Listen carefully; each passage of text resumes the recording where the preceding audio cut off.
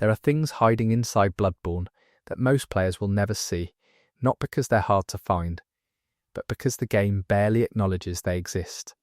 And this video is going to go through all of them. Before I move forward, I'm counting on you to support my channel by clicking that tiny subscribe button, so that we can spread these amazing videos to folks like you around the world. Thank you.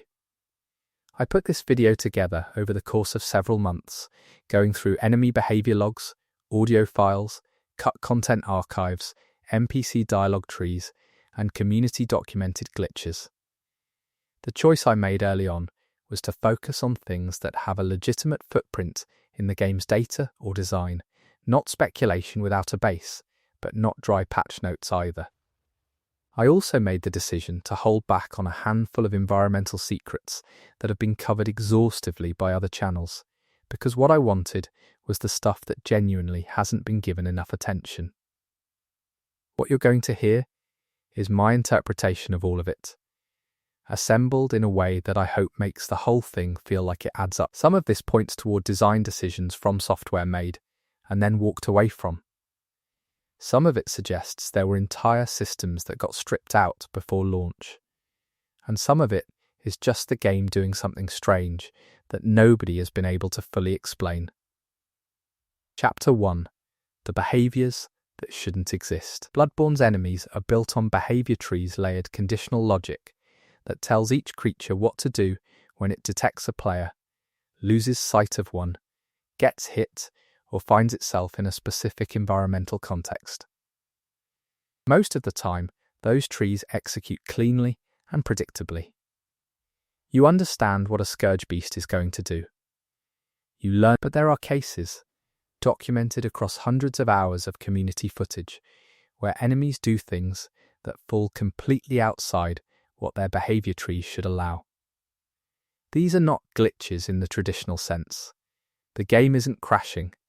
The enemy isn't clipping through geometry. It's just doing something it was never supposed to do, and doing it in a way that suggests the logic for that behavior is still active somewhere in the code.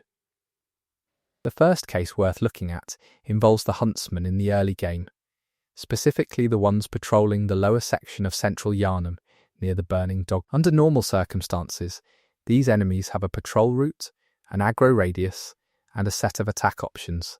When you kill them, they die.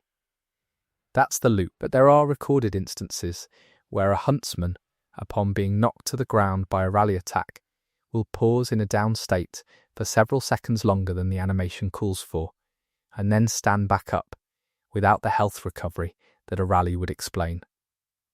The enemy isn't rallying. There's no visible rally animation. It just gets up. A few players have dismissed this as a frame rate issue or a loading hiccup, but the footage shows it happening on stable connections with locked frame performance.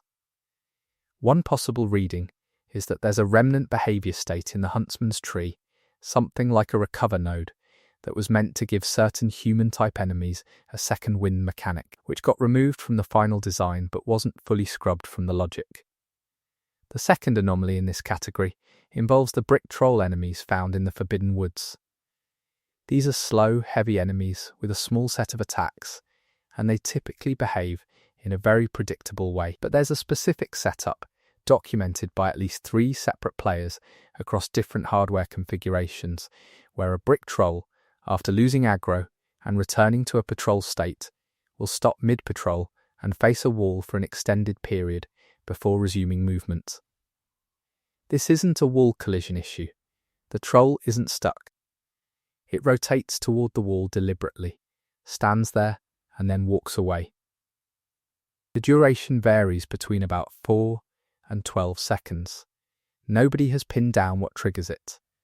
What it suggests, if you're looking at it from a design perspective, is that there may have been an idle behavior system at some point that gave enemies ambient actions turning to look at things, pausing to react to environmental cues that got deprioritized and left partially active.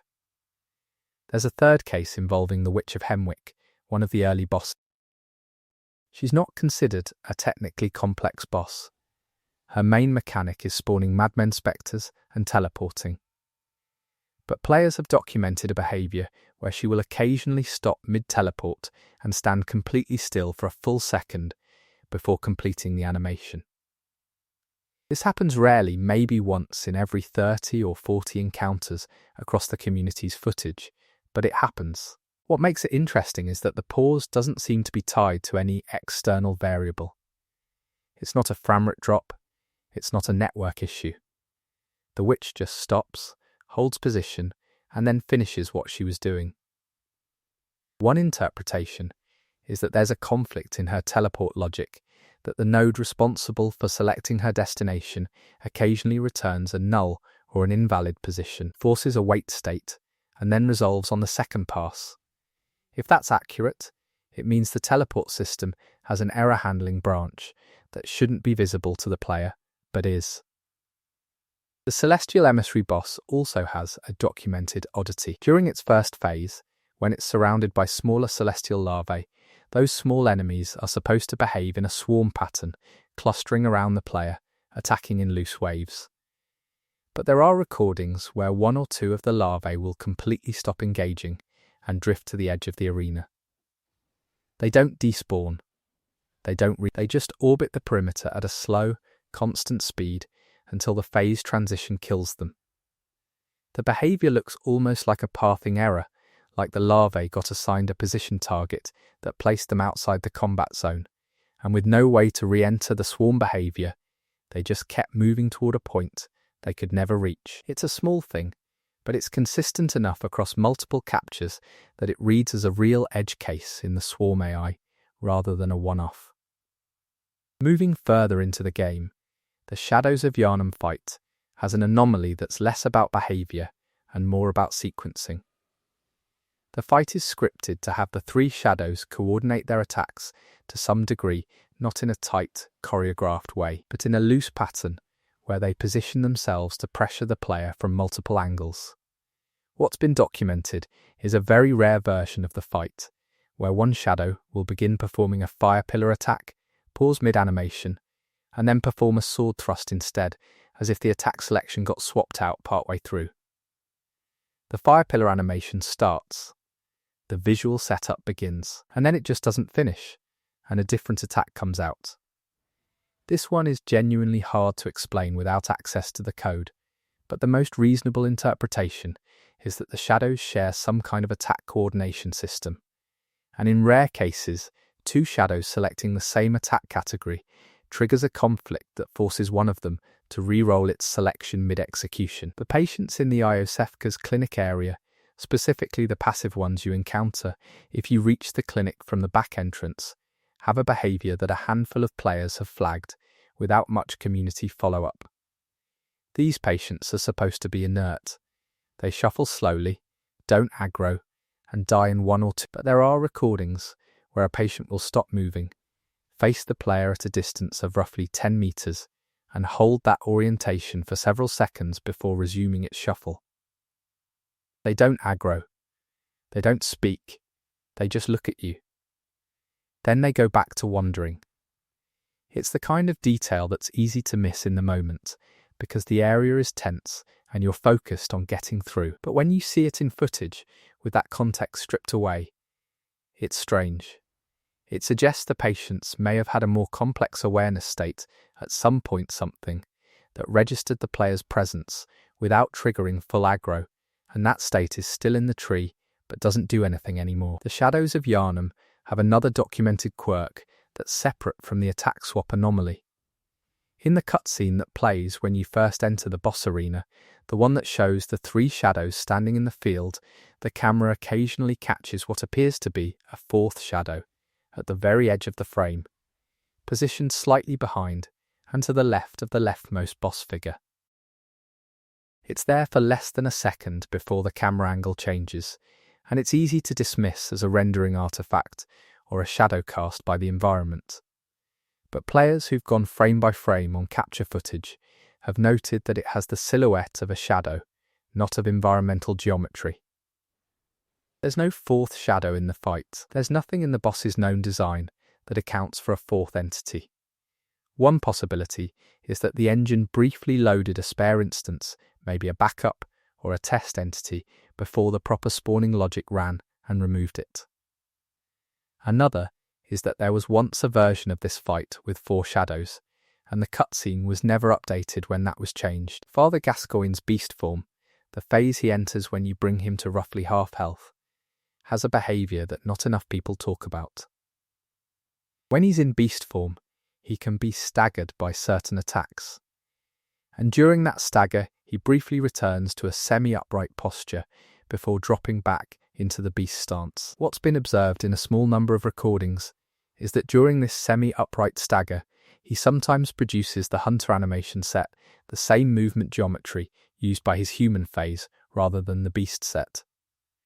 It lasts for a fraction of a second, but it's visible. The most literal explanation is that the stagger state is pulling from the wrong animation pool, that the game briefly can't determine which phase is active and defaults to the human set. But another reading is that Gascoigne's beast transformation wasn't meant to be a clean binary switch. There might have been a transitional state something that blended the hunter and beast animation sets that got simplified in development, leaving this momentary bleed through as a trace. The final entry in this section involves the Lauren Dark Beast, a chalice dungeon boss that almost nobody encounters in normal play. The Dark Beast is an enormous creature with a lightning-based moveset and an almost spider-like movement style. In standard encounters, it behaves within expected parameters. But there are Chalice Seeds-specific dungeon configurations where the Dark Beast has been documented performing an attack that doesn't appear in its normal moveset at all. It rears back, holds the pose for about 2 seconds, and then slams both forelimbs into the ground simultaneously in a wide arc. The slam has a shockwave. Players have been hit by it. It is definitively doing damage and following a distinct animation path. The attack doesn't appear in any other Dark Beast encounter. It doesn't match any of its listed moves. It suggests the Dark Beast has at least one attack that exists in its tree, but is only accessible under conditions that the standard encounter never creates, and that certain Chalice configurations happen to meet those conditions by accident. Chapter 2. Audio that has no clear source.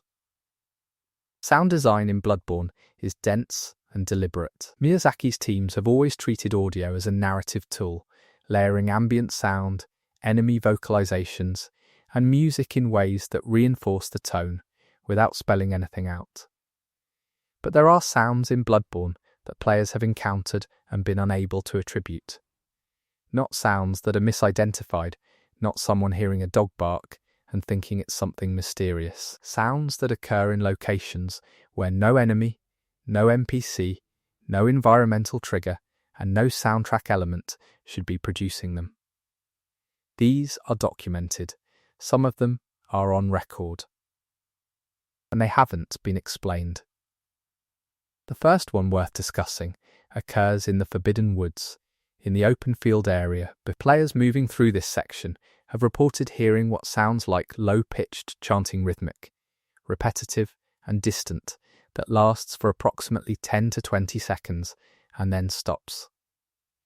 The chanting doesn't match any ambient audio track mapped to that zone.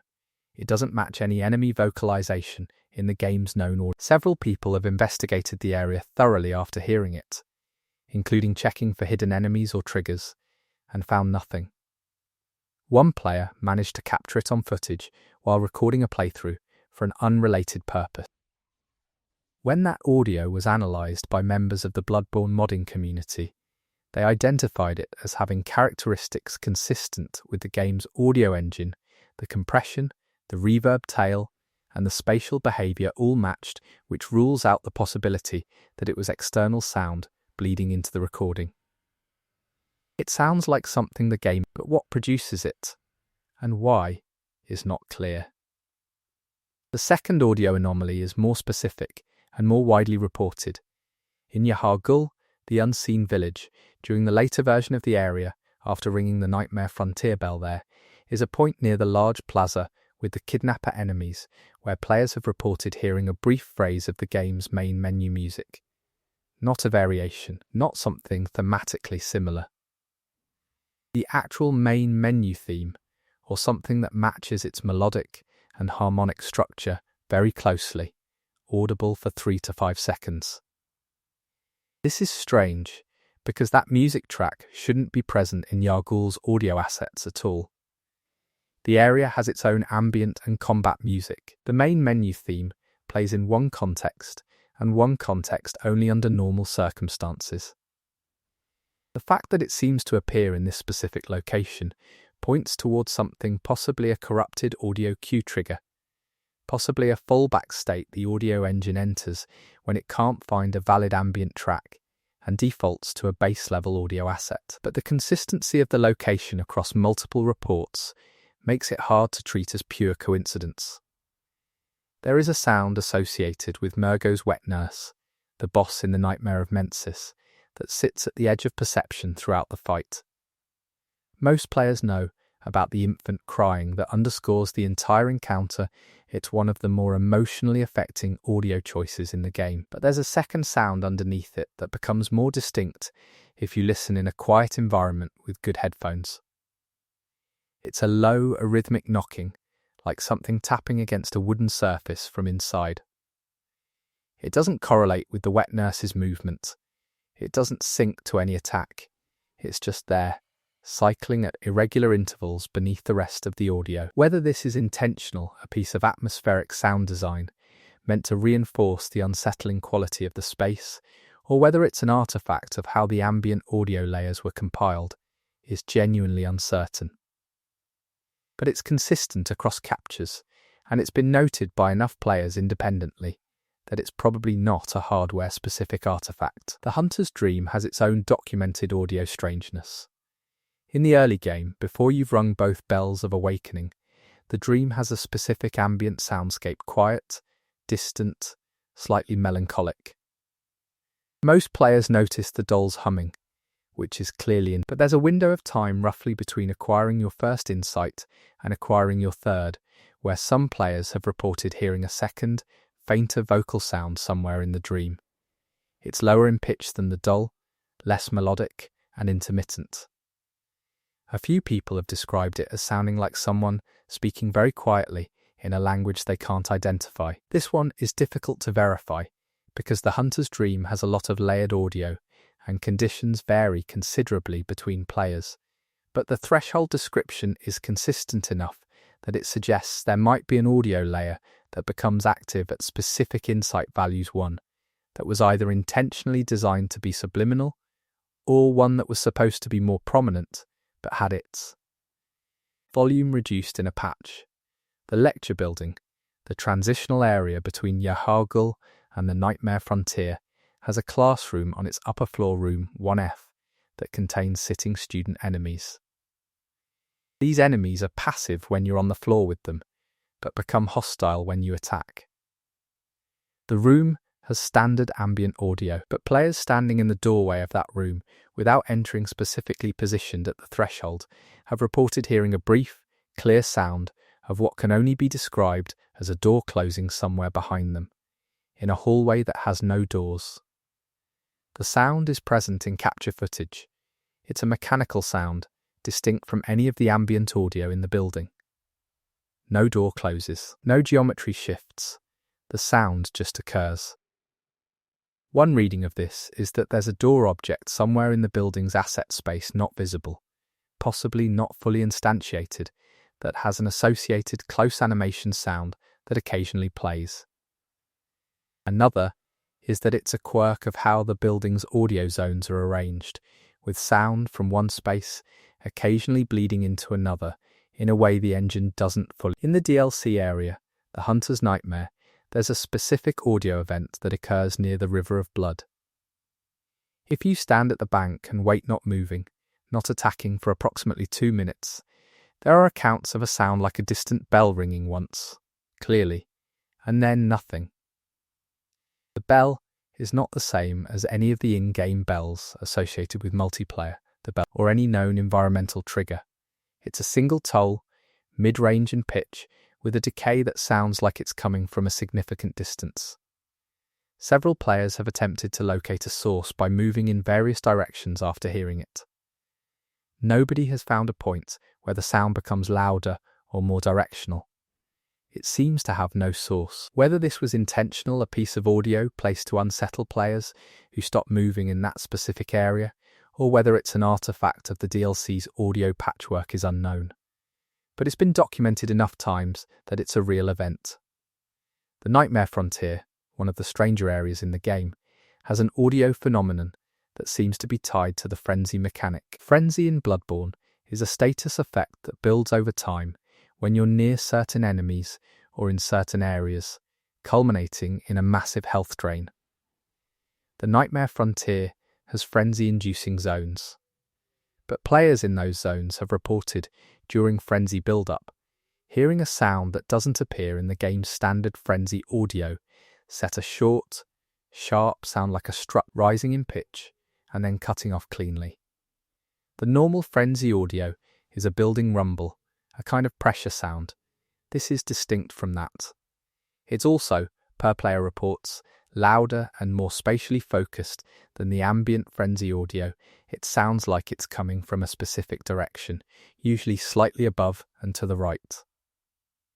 No source has been identified. One possible reading is that this is a remnant of an earlier frenzy system one that may have used discrete audio events to mark build-up stages rather than continuous ambient audio. The Orphan of Kos fight, widely considered one of the hardest boss fights From Software has ever designed, has an audio detail that most players don't notice because they're too busy staying alive. At the very start of the fight, before the Orphan stands up, there's a brief sound in the audio mix that sits beneath the ambient beach and cave sounds. It's low enough that it's almost subliminal.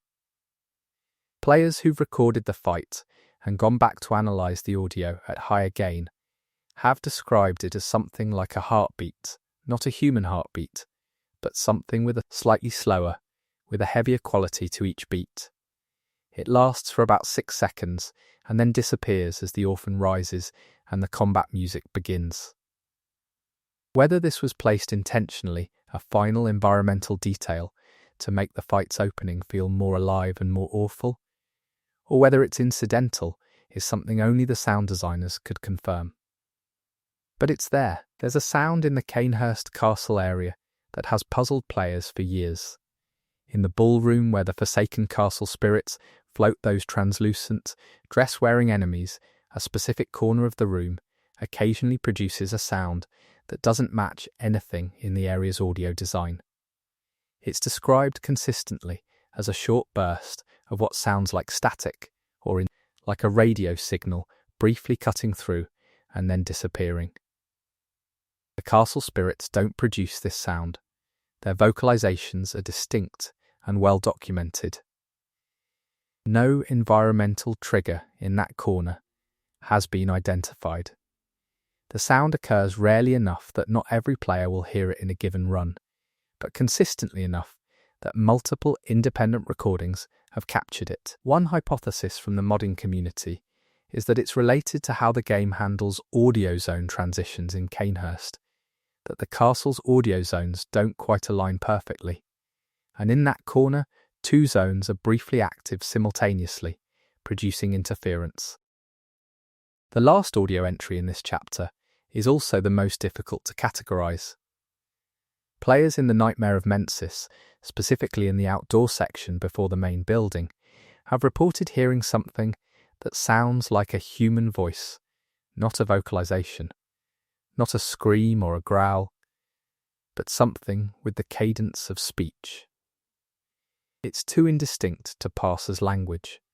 It's not loud, but it has the rhythmic patterning of spoken words, and it occurs in an area where there are no human NPCs, no enemies that produce human speech, and no story event that would account for it. It has been captured in footage. When isolated and enhanced, it does sound like it has a linguistic structure, but what it says, if it says anything, has never been determined. It points towards something, either an unused vocal asset that got left in the area's audio pool, or an intentional piece of buried environmental storytelling that was never meant to be understood, only felt. Chapter 3. NPCs behaving outside their scripts. Bloodborne's NPCs operate on tight behavioral scripts. They have dialogue trees, positional anchors, and defined response states. Within those parameters, they're essentially static. But there are documented instances where NPCs have done things outside their defined scripts, not in ways that suggest richer AI or emergence, but in ways that suggest there are behavior states encoded in those NPCs that never fully got removed, and that occasionally surface under the right conditions. Eileen the Crow, the NPC hunter, who appears at multiple points in the game, has a well-established interaction path. She gives you a gesture, she hands out a badge, she appears in a later fight, and depending on your choices, she either survives or doesn't. But there are a handful of recorded instances where, in her second appearance near the cathedral ward lamp, she will turn and walk a short distance away from her position before stopping and returning to her anchor. Not in response to anything, not in a way that's part of any known dialogue or interaction. She just walks, pauses, and comes back. It's a small motion, a few feet at most, but it happens without a player trigger and without corresponding. One reading is that Eileen has a position correction behavior that fires when her anchor detection system drifts, which would suggest she's supposed to have a more dynamic patrol or stance system. Another is that there's a movement state in her behavior tree that was tied to a longer interaction sequence that got cut, leaving a remnant action that fires in the absence of the content that should follow it. Gehrman, the first hunter, spends the entire game in the hunter's dream, sitting in his wheelchair near the tree. He talks to you at specific points. He gives you direction. He's there. But players have reported rarely, and usually in late game sessions with high insight, seeing Gehrman in a different position than usual. Not dramatically different, a few meters from where he normally sits, standing rather than in the wheelchair, facing away from the player. When the player approaches, he transitions back to the seated position normally. This is genuinely hard to explain. Gehrman's idle states are well mapped. His wheelchair is essentially a constant. The standing position, observed in these cases, shouldn't be active given his established animation set in the dream. One interpretation is that there's a full standing model for Gehrman that exists in the game's data, which modders have confirmed, and that under high insight conditions, the game is briefly initializing his alternate state rather than the expected one. Jura, the old hunter on top of the building in Old Yharnam, has a questline with branching outcomes. One path ends with him accepting your peace offering and becoming friendly. But players who've reached this peaceful state with Jura have documented a behavior where, he's not at his Gatling gun position, he's on the roof of the building, several meters away, not at any position associated with his defined patrol or idle states. Again, not dramatically different, not a full scene change. But he's somewhere he shouldn't be, and he returns to the gun position if approached. This may point toward the same kind of positional drift that appears in other NPCs, a recovery behavior that's supposed to be invisible but sometimes isn't. Or it might suggest that Jura had a more complex patrol area in an earlier version that got pared back, with the anchor detection still holding references to those old positions. The Plain Doll, universally beloved and one of the most carefully written NPCs in the game, has a specific behavior that players have noticed but rarely discussed in technical terms. In the Hunter's Dream, if you stand near her without initiating dialogue for an extended period, several minutes of in-game time, there's a point at which her idle animation briefly changes. For a second or two, she performs a motion that doesn't match her normal idle, a slight turn of the head toward the left, a small adjustment in her arm position, and then a return to standard idle. Most players who've noticed it have interpreted it as a rich idle animation meant to make her feel more alive, the equivalent of a character glancing around or shifting weight. But the timing of it is inconsistent. It doesn't run on a loop at a fixed interval. It seems to be triggered by something, possibly proximity duration, possibly insight value, possibly something else entirely. Whether it's an intentional design choice or a remnant of a more complex idle system is genuinely uncertain. Simon the Harrowed, the DLC Hunter NPC found has a conversation arc tied to the player's progress through the DLC. At a certain point in his dialogue, before he becomes hostile or remains friendly depending on player action, there's a transition state where he'll occasionally face the wrong direction specifically. He'll turn about 90 degrees from the player's position before the dialogue initiates, and then correct to face the player when the first line plays. This happens on the PC version of the game at a specific framerate threshold. It's not universal, and it's not purely a framerate issue. It happens consistently at that threshold rather than randomly. One reading is that Simon's dialogue initiation has a facing correction animation that's timed to a specific frame count, and at higher, the correction fires before the engine has fully resolved his position relative to the player, causing the brief mismatch. Adela the Nun, the NPC you rescue from Hypergene Gaol, has a jealousy mechanic that most players either stumble into accidentally or look up specifically. If you interact with Ariana while Adela is alive and present, Adela can become murderous and attack, but before that murder event fires, there are players who've documented seeing Adela in the window of the building where she shelters, not her normal window, but a different window. She shouldn't be visible there. The building geometry doesn't have a reason to place her there, and the reports consistently describe her as being partially obscured by the window frame, in a pose that looks like she's watching something outside rather than standing in her normal idle position. The timing of these sightings, across the reports, clusters around the period just before the jealousy mechanic triggers. If those sightings are accurate, and the footage that exists supports them, it suggests there's a pre-murder behaviour state for Adela that was designed but maybe never fully implemented in a visible way, and that it surfaces in this fragmentary form. Alfred, the friendly hunter you meet early in the game, has an endgame state that many players find surprising and disturbing. He attacks Annalise and becomes hostile after completing his questline. This is scripted. But within that endgame state, Alfred has a behaviour that goes slightly beyond his script. After killing Annalise, he will sometimes move into the centre of the room, the throne room in Canehurst, and stand at the throne itself for a period before his final position lock. He's not supposed to interact with the throne.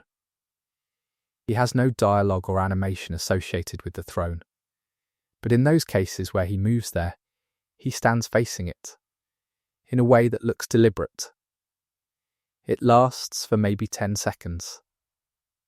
And then he shifts to his final hostile. It's a small, almost poetic detail, an old hunter standing at the throne of the thing he spent his entire existence trying to destroy.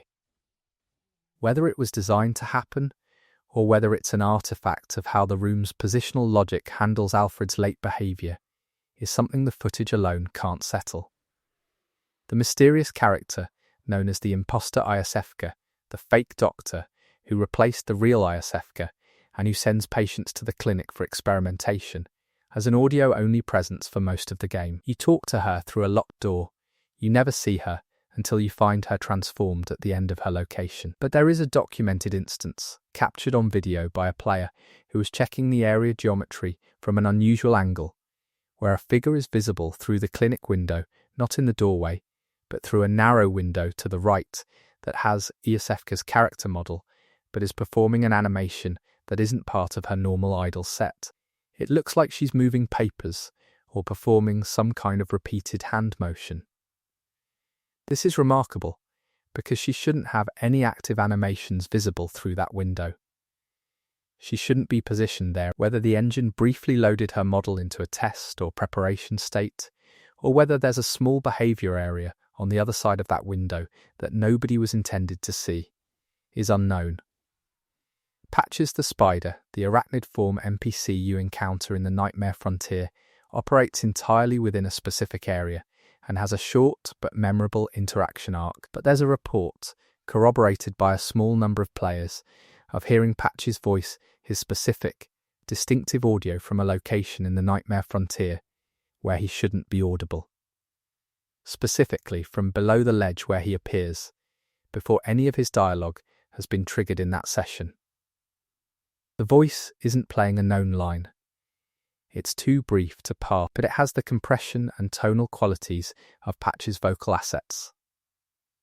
If this is accurate, it points toward either a pre-trigger audio preview where the game loads Patch's audio before he becomes active and briefly plays a frame of it, or a debug audio event that fires to confirm his presence before the player. The last NPC anomaly in this section involves Ariana, the woman you direct to Odin Chapel for shelter. Her questline ends with her giving birth to an eldritch child after the final boss, a child that, when you find it, you can choose to end or leave. But in the period before that ending, when Ariana is sheltering in the chapel, there's a documented behaviour that some players, if you enter the chapel at a very specific point in the game, seemingly tied to how many Great Ones have been encountered, rather than any obvious story flag, Ariana won't be in her normal seated position. She'll be standing near the chapel entrance, looking toward the door. She doesn't interact. She doesn't speak. If you leave and re-enter, she's back in her. This one, more than most, feels like it might have been intentional, a design detail, to suggest that Ariana was aware of what was coming and was looking toward the door for reasons the player doesn't have full access to. But it could equally be a position error. The ambiguity is part of what makes it interesting. Chapter 4. The geometry that doesn't make sense. Bloodborne's level design is dense and interconnected, and part of what makes it work is that the geometry feels purposeful. Every corridor, every shortcut, every crumbling balcony seems to exist for a reason. But there is geometry in Bloodborne that doesn't make sense. Spaces that are too large for their contents. Rooms that have doors with no corresponding roof. Areas where the collision mesh doesn't match the visual mesh. And corners of the world that, if you manage to get to them, reveal architecture that was clearly built and then abandoned. The most famous case, and the one with the most documentation, involves the area beneath the fishing hamlet in the DLC. The hamlet is the final area of the Old Hunters, and it ends at the shore where you fight the Orphan of Kos. But if you position yourself at a specific point on the rocks near the water's edge and use certain movement exploits, you can get below the playable floor. And what's underneath is not empty. There's geometry down there, additional rock and cave formations that look like the beginning of an area rather than a leftover collision mesh. They're textured, not grey-boxed. They have the visual fidelity of finished environment art. They don't connect to anything accessible. Nobody has found an entrance. But the geometry exists, and it looks like it was built to be walked through. The most coherent interpretation is that there was a lower section of the hamlet, possibly an underwater cave or a cavern leading from the shore, that got cut before the art was done. The space was built. And then the decision was made not to use it, and access was sealed, but the geometry remained. The Grand Cathedral, the area above Cathedral Ward where you fight Vicar Amelia, has a roof that players using camera exploits have observed from. The exterior of the roof is detailed significantly more detailed than you'd expect for an area that the player is never meant to see from that angle. There are architectural features, surface details, and what appear to be objects placed on the roof's surface that serve no purpose in terms of gameplay. At one point, there's a section of floor geometry that has a different texture from the surrounding surface, a circular area that looks like it might have been the base of a structure that no longer exists. Whether there was originally a rooftop area, a traversable section of the Grand Cathedral that got removed, or whether the detail is just visual polish applied universally, regardless of play, is uncertain. But the level of detail is difficult to explain purely as visual thoroughness. In Old Yharnam, below the area where Dura keeps watch, there's a section of the city that's burning. You move through burning streets, burned buildings, fire-damaged interiors, but there's a building in the lower section of Old Yharnam 1 that you can enter through a specific window using a jump that has 2 floors. You can access the ground floor easily enough. The second floor is reachable with some effort. But if you look through the second floor's ceiling in a specific spot where a gap in the geometry allows it. There's a third floor above. It's partially built. It has a floor surface and at least one wall. But there's no staircase. No way up. Nothing suggests the player was ever meant to be there. The floor surface is textured with the same floorboard material used throughout the building. The wall has a window-shaped aperture. Someone modelled it, and then presumably decided it wasn't needed. Whether that third floor was part of an older version of the area with more vertical traversal, or whether it was built as part of a puzzle or shortcut that got cut, isn't clear from the geometry. The Healing Church Workshop, the tower you climb on your way to the upper cathedral ward, has a specific section near its base accessible through a broken floor that drops into a room below the main structure. Most players know this room. It has a chest, some items, and it's clearly meant to be found. But in the far corner of that room, behind a stack of debris, there's a door-shaped outline in the wall. Not a door, a sealed-over opening. Where a door once was, you can see the seam, the recessed frame geometry, the hinge positions moulded into the stone on one side. The room on the other side of that sealed door is, based on the geometry that's accessible from outside the building, a room that exists but has no entrance. It has a floor. It probably has contents, though nobody has been able to fully verify what's in it. The most likely explanation is that the workshop had additional rooms at some point during development, a broader interior that got simplified for the final game, with the door sealed over but the geometry not fully cleaned up. Hemwick Charnel Lane, the area leading to the Witch of, has a building near the entrance that most players walk past without going inside. There's no obvious reason to enter it. But players who have entered it through a window on its second floor, which requires a jump that isn't intuitive, have found a room that is complete in terms of art assets. Bookshelves, a table. Floor details. Environmental objects. It is a finished, art-complete room, but it has no items. No enemies. No reason, in terms of gameplay, to be there. It exists as finished geometry with no ludic function. This suggests it was once part of the area's design, in a meaningful way, maybe a puzzle room, maybe a shortcut endpoint, maybe a space associated with an NPC or a lore object that got cut. And that when the content was removed, the room itself remained because it didn't cost anything to leave it. There is a street in Yharnam that ends in a wall. Players who've looked at the minimap geometry note that the wall terminates a street section that, based on the surrounding architecture, should continue further into the city. The buildings on either side of the wall don't end at the wall, they continue behind it, their geometry extending past the visual barrier. What's behind the wall, in the area that's blocked, is additional street, more cobblestone, more building facades, all textured at full quality. The street appears to end at an intersection. No enemies, no items, no accessible entrance. It points toward a version of Yharnam that was larger, that had additional sections of the city that were built before the decision was made to limit and that the wall was placed as a quick seal rather than a full geometry removal. The abandoned old workshop, the secret area accessible from the cathedral ward through an obscure drop, is one of the game's more deliberate hidden spaces. It clearly functions as a lore location, the doll, the items, the connection to Gem, but the workshop has a room that most players overlook, a back area accessible through a door that opens, unlike the sealed-over openings described elsewhere.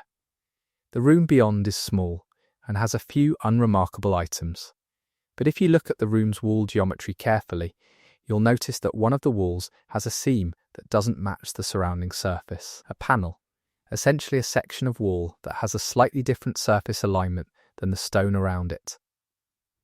It doesn't open. Nothing triggers when you stand near it, but it has the properties of a wall panel door, the geometry type used elsewhere in FromSoft games for hidden passages. Whether it was once a functioning passage that got permanently sealed, or whether it's an anomaly in how the geometry was stitched together, is something the data would need to confirm.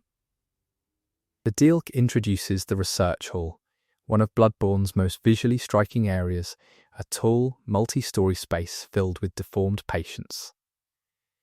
The upper sections of the hall are accessible via a complex ladder and platform system, but if you use the camera at the very top of the accessible area and look upward, you can see that the hall continues above you. Additional floors, at least 2, possibly 3, are built into the upper section of the hall's geometry. You cannot reach them. There are no ladders, no platforms, no bridges. But they're there. They have railings. They have floor surfaces. One of them has what appear to be patient figures, non-interactive, non-enemy, purely environmental, placed along the railing. Whether the research hall was once a taller space with more floors of content, or whether those upper sections were built as visual dressing to imply verticality without being accessed, is genuinely uncertain. The patient figures, if accurately observed, would argue for the former. The Nightmare of Mensis has a portion of its geometry accessible via a fall that most players avoid, because it looks fatal that leads to a platform beneath the main traversal area. The platform is stable, it doesn't kill you, and from it, you can see additional geometry below another drop, leading to what appears to be a cave or tunnel entrance. Nobody has reached the tunnel entrance. Every recorded attempt to drop from the intermediate platform to the level below that has ended in a death boundary. But the entrance exists. It has an archway. It has depth, it goes somewhere, or at least appears to. Whether it was once accessible before a development decision sealed the path, or whether it was built as background dressing visible from certain angles during the intended traversal of the area, isn't clear from the footage alone. The final piece of geometry worth covering in this chapter is one of the most unsettling, and it's in a place that most players have been multiple times without knowing. In the Hunter's Dream, off to the side of the primary path, there's a grave section, multiple grave markers arranged in a way that suggests they were placed with care. The graves are mostly unremarkable, but there is one grave, slightly set apart from the others, that has a different marker style, a different shape, a slightly different stone texture, and most notably, a different weathering pattern. Every other grave in the area has the same visual treatment. This one doesn't. It's close enough to the others that it registers as part, but it's distinct. No item, no trigger, no lore text, it's just different. Whether it was meant to indicate something specific, a particular grave for a particular person, or whether the difference is a modelling oversight, is something the game doesn't tell you. But it's there, and once you see it, it's difficult to interpret as meaningless. Chapter 5. Cut content. Every major game has cut content. Things get designed, built, and then removed because they don't work, they don't fit, or the project runs out of time. Bloodborne is no exception. But what's unusual about Bloodborne's cut content is that some of it left Mark's traces in the game's data, dialogue, architecture, and systems that point clearly towards something that existed. These aren't speculative. These are cases where the evidence of removal is present in the final game. The most substantial cut content story in Bloodborne involves an NPC known in the files as the Mensis Scholar. This is a character who exists in the game's data, has a model, has a location reference, has partial dialogue, but who never appears in the model is that of an older man in Mensis robes, distinct from the one-eyed Mensis scholars you encounter as enemies. The dialogue fragments that survived in the data suggest that this NPC was intended to be encountered in the Nightmare of Mensis, and would have provided lore about the Mensis ritual, specifically about what the scholars believed they were contacting, and what they thought they were building toward. The dialogue uses phrases like the old ones, "Come willingly to those who dream the right dreams," and "We gave everything to the ceremony, and the ceremony gave us back more than we lost." These fragments suggest a character who was intellectually coherent, a true believer, rather than a delusional one, and whose presence would have added a dimension to the Mensis section that the final game doesn't quite have. The Chalice Dungeons. Bloodborne's procedurally generated underground content contain references to a surface-level dungeon that was apparently planned but never shipped. In the game's dungeon generation data, there's a dungeon type categorized as Old Yharnam distinct from the cursed and defiled dungeon types that exist in the final game. The Old Yharnam dungeon type has associated layout parameters, enemy group definitions, and item pool references. None of these are accessible through normal dungeon generation, but the parameters exist, and they describe a dungeon set in Old Yharnam's visual environment, the burning, charred streets, rather than the stone tomb aesthetic of the standard Chalice dungeons. Whether this was a dungeon type that was designed and then deprioritized, or whether it was scrapped early enough that only the data scaffolding survived, isn't clear. What is clear is that someone built out the parameters for it in enough detail that it looks like it was on track to be a real content tier. The Powder Kegs, the hunter faction associated with Jura and specializing in explosive weaponry, have significantly more lore infrastructure in the game's data than their presence in the final game would. There are faction documents equivalent to the Vile Bloods documents or the Executioners that reference internal hierarchy, foundational beliefs, and historical events specific to the Powder Kegs as an organization. These documents don't appear in the final game in any accessible form. But they're in the data. They describe a Powder Keg structure with named a founding story tied to the events of Old Yharnam, and a conflict with the Healing Church that goes beyond what the shipped game establishes. This level of documentation suggests the Powder Kegs were once intended to be a more developed faction, possibly with a questline of their own, possibly with an NPC representative beyond Jura that got reduced to backstory and environmental context. The Choir, the upper branch of the Healing Church encountered in the Upper Cathedral Ward, has cut content that's particularly interesting because it involves an item. There's a consumable in Bloodborne's item database, never accessible in the final game through normal means, called the Choir Bell. The item description, recovered from the data, reads, "A resonating bell crafted by members of the choir.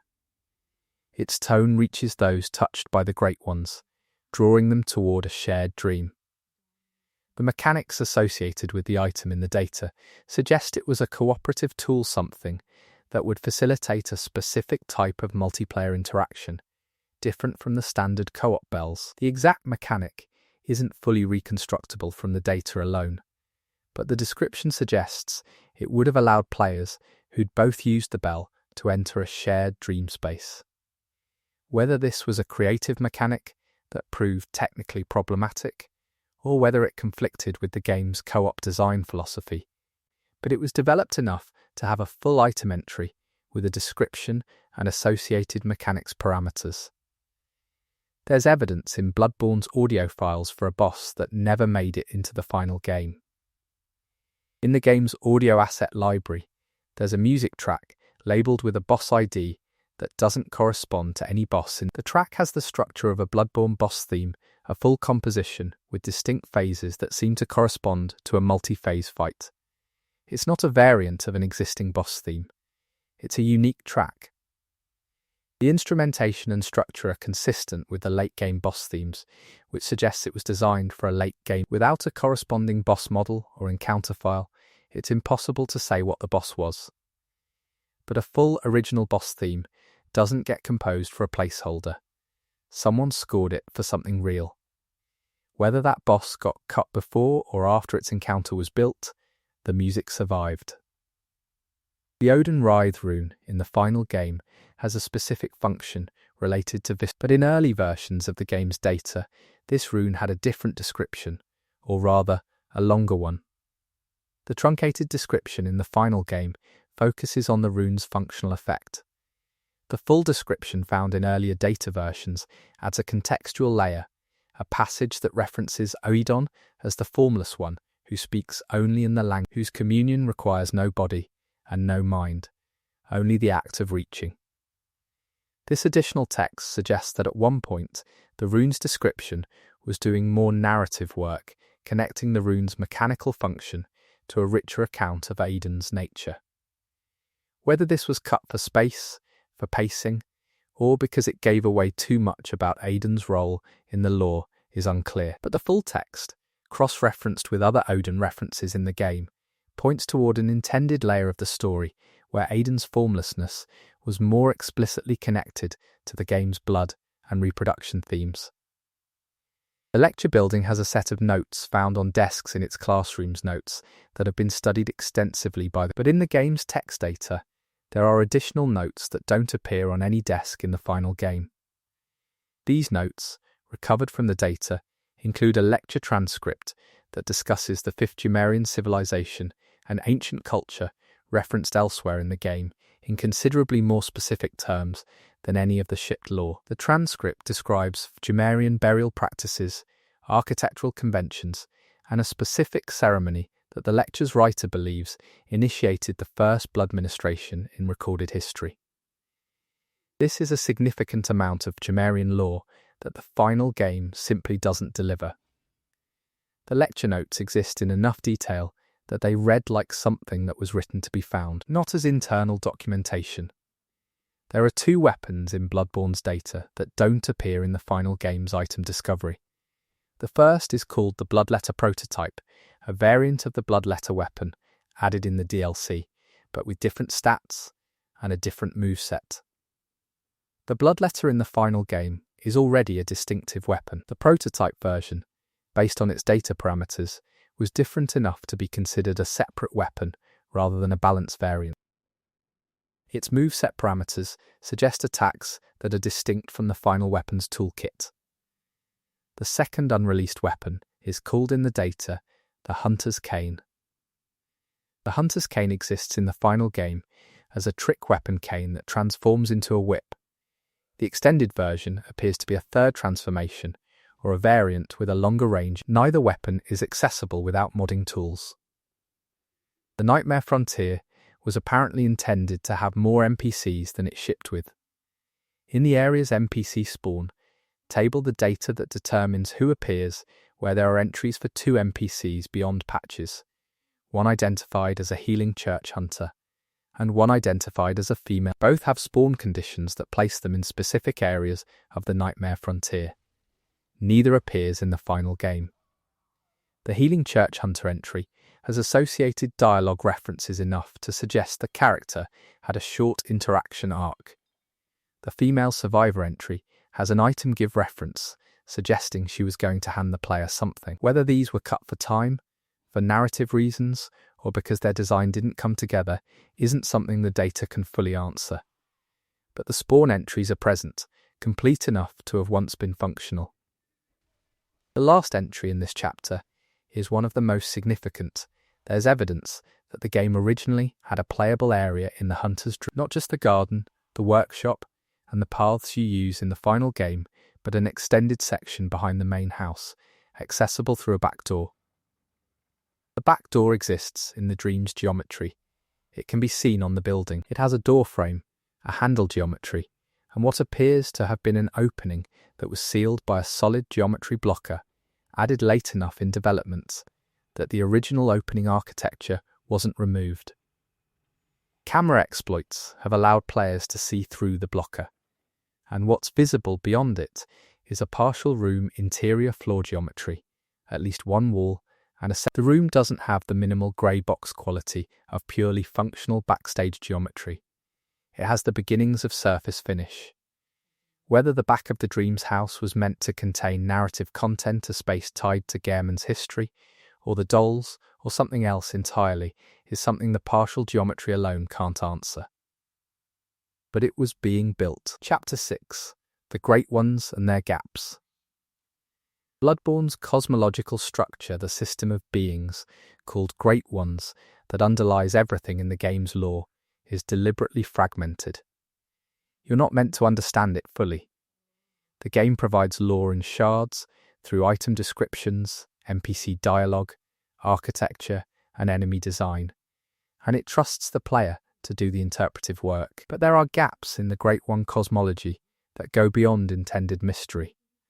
There are places where the lore seems to have been developed, but then partially erased, leaving traces that point toward things that were once meant to be clearer than they are. The first gap involves the moon presence, the entity that appears in the secret final boss. The moon presence is one of the game's central figures. It's what Yharnam serves, it's what the hunter's dream is built around, and depending on your ending, it's what you overcome or submit to. But for an entity this central, it has almost no lore text. The items associated with it are minimal. Its dialogue, if you could call it that, is non-verbal. The NPC dialogue that references it is oblique. This scarcity feels intentional. The moon presence is kept mysterious by design. But there are fragments in the game's data that suggest more was once written. There are item description slots in the data that appear to have been associated with moon presence-related items that were either cut or renamed, and the text in those slots, where text survives at all, is partially overwritten, with the words removed, or simply blank in the field where content should be. The data structure suggests something was there that isn't anymore. Odin, the formless Great One who is never seen, but whose influence is felt throughout the game, has a presence in the lore that's been carefully maintained as purely off-screen.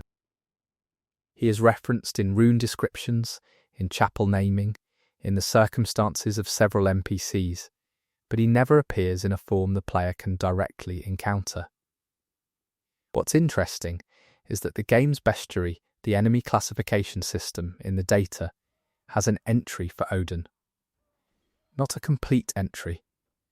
Not an entry with a model reference or an encounter tag, but a placeholder, a name, a classification category, and an empty model slot.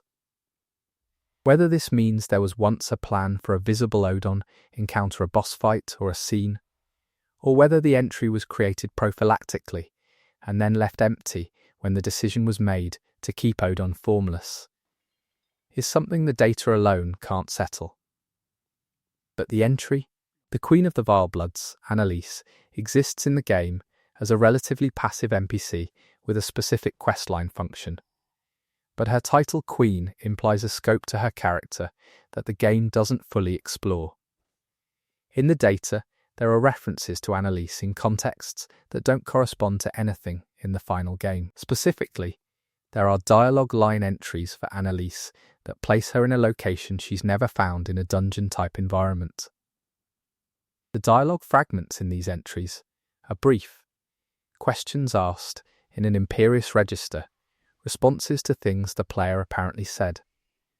The context suggests a longer interaction arc, one in which Anomalies had more to say about the Vilebloods' relationship with the Great Ones, and possibly about the nature of her immortality. Whether this was a cut questline section or cut dialogue from a version of her existing questline isn't clear.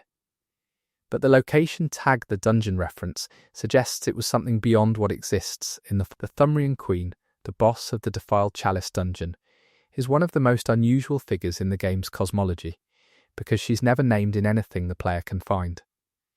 She's referred to in community shorthand as Yharnam, Thumrian Queen, but the game itself gives her no name in accessible text.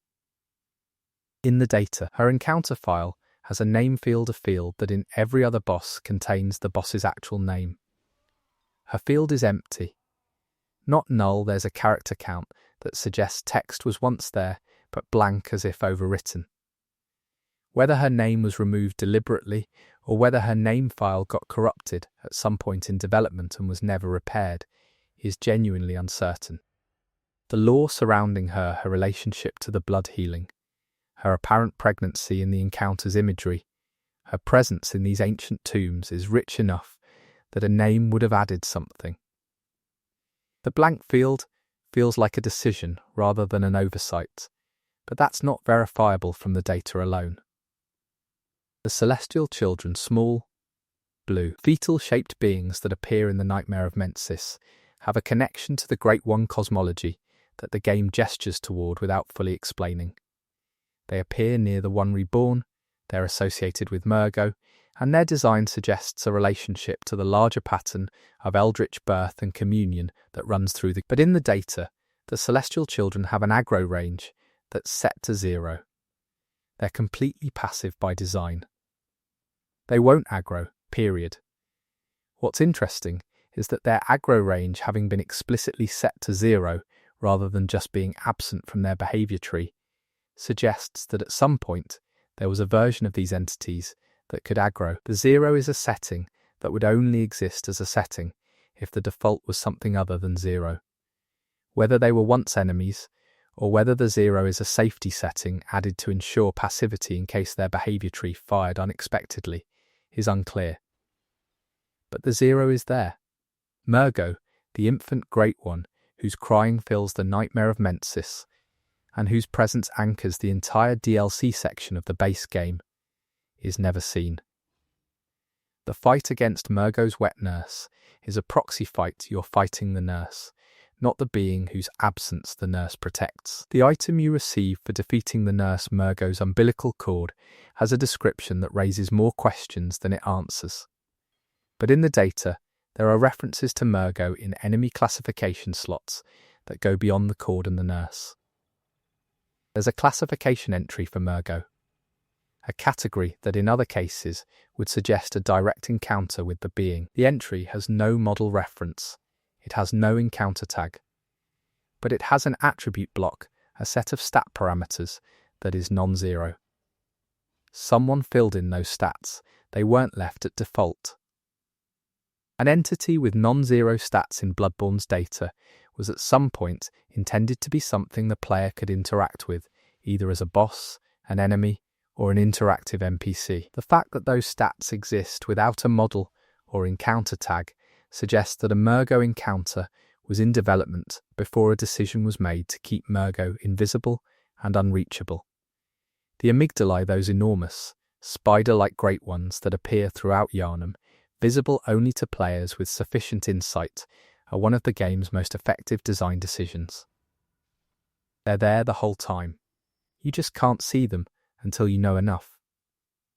But there are two amygdala positions in Yharnam's data spawn entries that correspond to locations where no amygdala appears even with maximum insight. One is near the Forbidden Woods entrance, one is at a specific point in Yharnam. Whether these were planned amygdala placements that were removed before launch, or whether they're dummy entries left from a version of the Insight reveal system that worked differently, isn't settled. But the spawn entries are there, and they're formatted identically to the entries for amygdalae that do appear in the game, which suggests they were once active. Ebrietas, the Great One found in the Altar of Despair in the Upper Cathedral Ward, is one of the more explicitly lore-rich Great Ones in the game. She's associated with the Choir's research. She's apparently left behind by other Great Ones, and her boss fight has a layer of ambiguity about whether she's hostile or grieving. But in her boss encounter data, there are behaviour states for Ebrietas that are never triggered in the accessible fight. Specifically, there's a state that appears to be associated with a specific health threshold, roughly 80% of her maximum, that triggers nothing observable in normal play. The state has animation references, but those animation IDs don't match any of Ebrietas's known animations. Whatever she was supposed to do when she first hit that threshold was either removed or replaced with a null animation that produces no visible effect. Whether this was a cut phase transition, a cut gesture, or a cut attack, the data doesn't specify. But the threshold and the state are there. Flora, the formal name for the moon presence, confirmed through cut content research, has a set of item descriptions attached to a cut item called the Lunar Tear. The Lunar Tear doesn't appear in the final game, but its description, recovered from the data, reads in part, "A pale flower, said to grow only in dream soil, brought to this world by the first hunter, who carried it as a reminder of what had been left behind." The Lunar Tear seems to have been intended as a lore item that connected Gehrman's history to the moon presence, more explicitly the first hunter, presumably being Gehrman himself, and the Lunar Tear being connected to the plain doll, who is associated with white flowers throughout the game. The item appears to have been cut at a stage where its description was complete, but before it was assigned a discoverable location. Whether it was cut for lore clarity, to preserve the ambiguity around Gehrman and the doll's origins, or for another reason, isn't apparent from the data alone.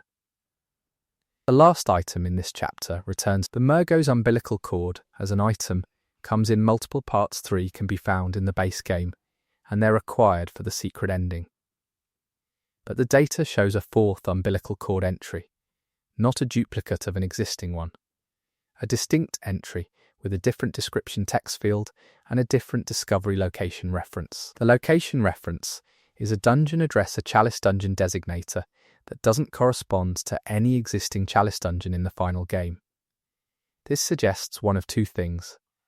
Either there was a 4th piece of the cord intended to be found in a specific chalice dungeon that was cut, or the cord at that address was accessible through a dungeon type that no longer ships. Either way, the 4th entry points toward a version of the Secret Endings item collection that had an additional piece, one more thread in the assembly of something that would take Bloodborne's hidden finale in a direction the final game doesn't fully reach. Chapter 7. The things players found that weren't supposed to be found. Bloodborne is a game built on secrets. The developers knew players would look for things. They designed the secrets deliberately, placed them carefully, and expected them to be found eventually. But there are things in Bloodborne that players found which weren't deliberately hidden. Things that were found because the game's geometry, audio, or logic had a gap that no one anticipated. These findings are different from intentional secrets. They're more like looking through a window that was meant to be opaque. The most widely documented accidental discovery in Bloodborne involves the abandoned old workshop, but not the workshop itself, the path to it. The drop into the workshop from Cathedral Ward requires finding a specific broken floor and falling through. The developers clearly intended for players to find this. But there's a second, unintended path to the area, a specific angle of approach at the edge of the broken floor that, instead of dropping you into the workshop, deposits you into the void behind the workshop's exterior wall. This void, a gap between the workshop's exterior and the Cathedral Ward's geometry, is a space that's visually empty but has collision. You can walk in it. You can move along the workshop's exterior wall from the outside, and from that position you can see several things that the game's normal camera angles don't allow. Most notably, the workshop's exterior has detail on all 4 sides, including a side that faces into the void and would never be seen from any intended vantage point. Someone modelled and textured that side anyway. The model is complete on all sides. Whether that's standard practice for external geometry, or whether it reflects a time when the workshop was going to be approached from that direction, is a question without a definitive answer. In the lecture building, a puzzle-like section of the game involves finding a specific item in a classroom that opens a path forward. Most players engage with this section as intended. But there's a geometry gap in the building, on the stairwell between floors, that allows a player to mantle through a wall and access a crawl space above the ceiling of the first floor hallway. The crawl space is not a designed space. It's just a volume between the first floor ceiling and the second floor, a structural gap that happens to have just enough height for a player character to move through. Nothing is in it. No items, no enemies, no triggers. But the floor geometry of the hallway below is visible through gaps in the ceiling surface, and from above you can see the positions of the enemies in the hall before descending. Whether any player has used this for tactical advantage in meaningful play is probably a moot point, since the lecture building isn't a high-stakes zone.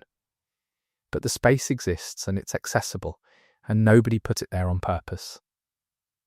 The Cainhurst Rita Palash, one of the more distinctive weapons in the game, has an interaction with a specific Cainhurst enemy type that produces an effect no one seems to have intended. When you perform a charged R2 attack with the Rita Palash against the Cainhurst servant enemies, the invisible ones that run along the castle walls under specific blood gem configurations, the attack sometimes triggers both the gunshot and a visceral counter-animation simultaneously on the same enemy.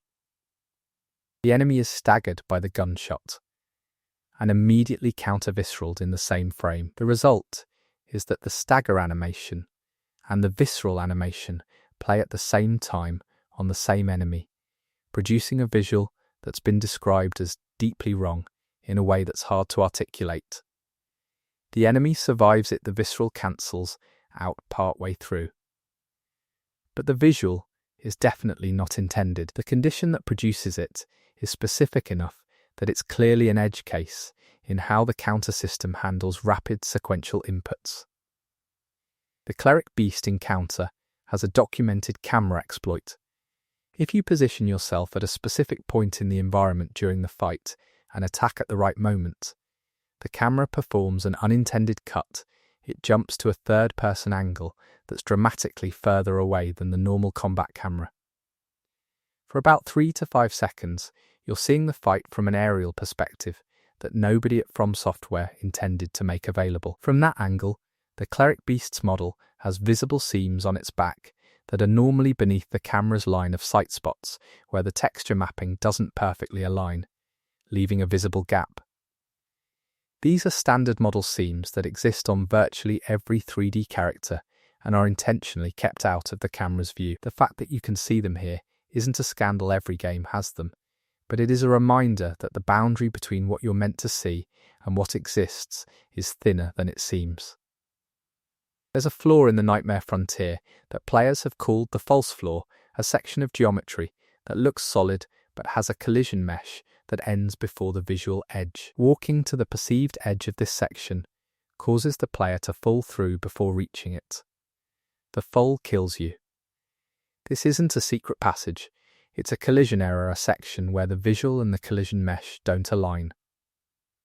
But the fall takes you through a section of the area's geometry that the normal traversal never exposes, and as you fall, you can briefly see the underside of the Nightmare Frontier's skybox, a flat, textured plane with a strange, smeared quality, as if it was rendered at a lower resolution than the rest of the environment. Whether the skybox uses a different rendering approach in this area, because it's expected to be viewed from below, which would suggest this was once a traversable lower area, or whether the resolution mismatch is just a legacy of how the asset was originally scaled, isn't determinable from the full footage alone. The Orphan of Kos fight produces an unintended behaviour when the player uses a specific item, the empty phantasm shell, at the precise moment the Orphan completes its death animation.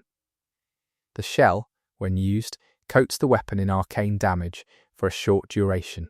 When used at the exact frame the Orphan dies, the game briefly continues to register the Orphan as an active entity, even though its death flag has been set, and the shell's activation triggers the weapon coating on a target that's technically no longer alive. For about half a second after the death animation completes, the Orphan still has a hitbox, and if you swing during that window, you deal damage to something that has already died. The game handles this gracefully. There's no crash, no error, but the Orphan's health bar, if you watch it, briefly flickers as if it's registering damage after it should be at 0. The death flag and the entity state are briefly out of sync. There's an NPC spawn in the Forbidden Woods that almost no player ever sees, because the conditions that produce it are impractical to create naturally. If you complete a specific sequence of area transitions, leaving and re-entering the Forbidden Woods multiple times within a single session, in a particular order, one of the windmill-adjacent areas in the woods spawns an additional Scourge Beast that isn't present in normal play. The beast isn't a lore character. It doesn't have unique drops. It behaves identically to a standard Scourge Beast, but the spawn entry for it is in the area data under a condition flag that only fires when the specific transition sequence has been performed. Why that condition exists, what it was originally tied to, and whether the extra beast was placed there intentionally as a challenge variant or accidentally as a remnant of testing is not clear from the data. But the spawn is real and reproducible. The Gatling gun used by Jura in Old Yharnam has a collision box for its projectiles that extends further than its visual representation suggests.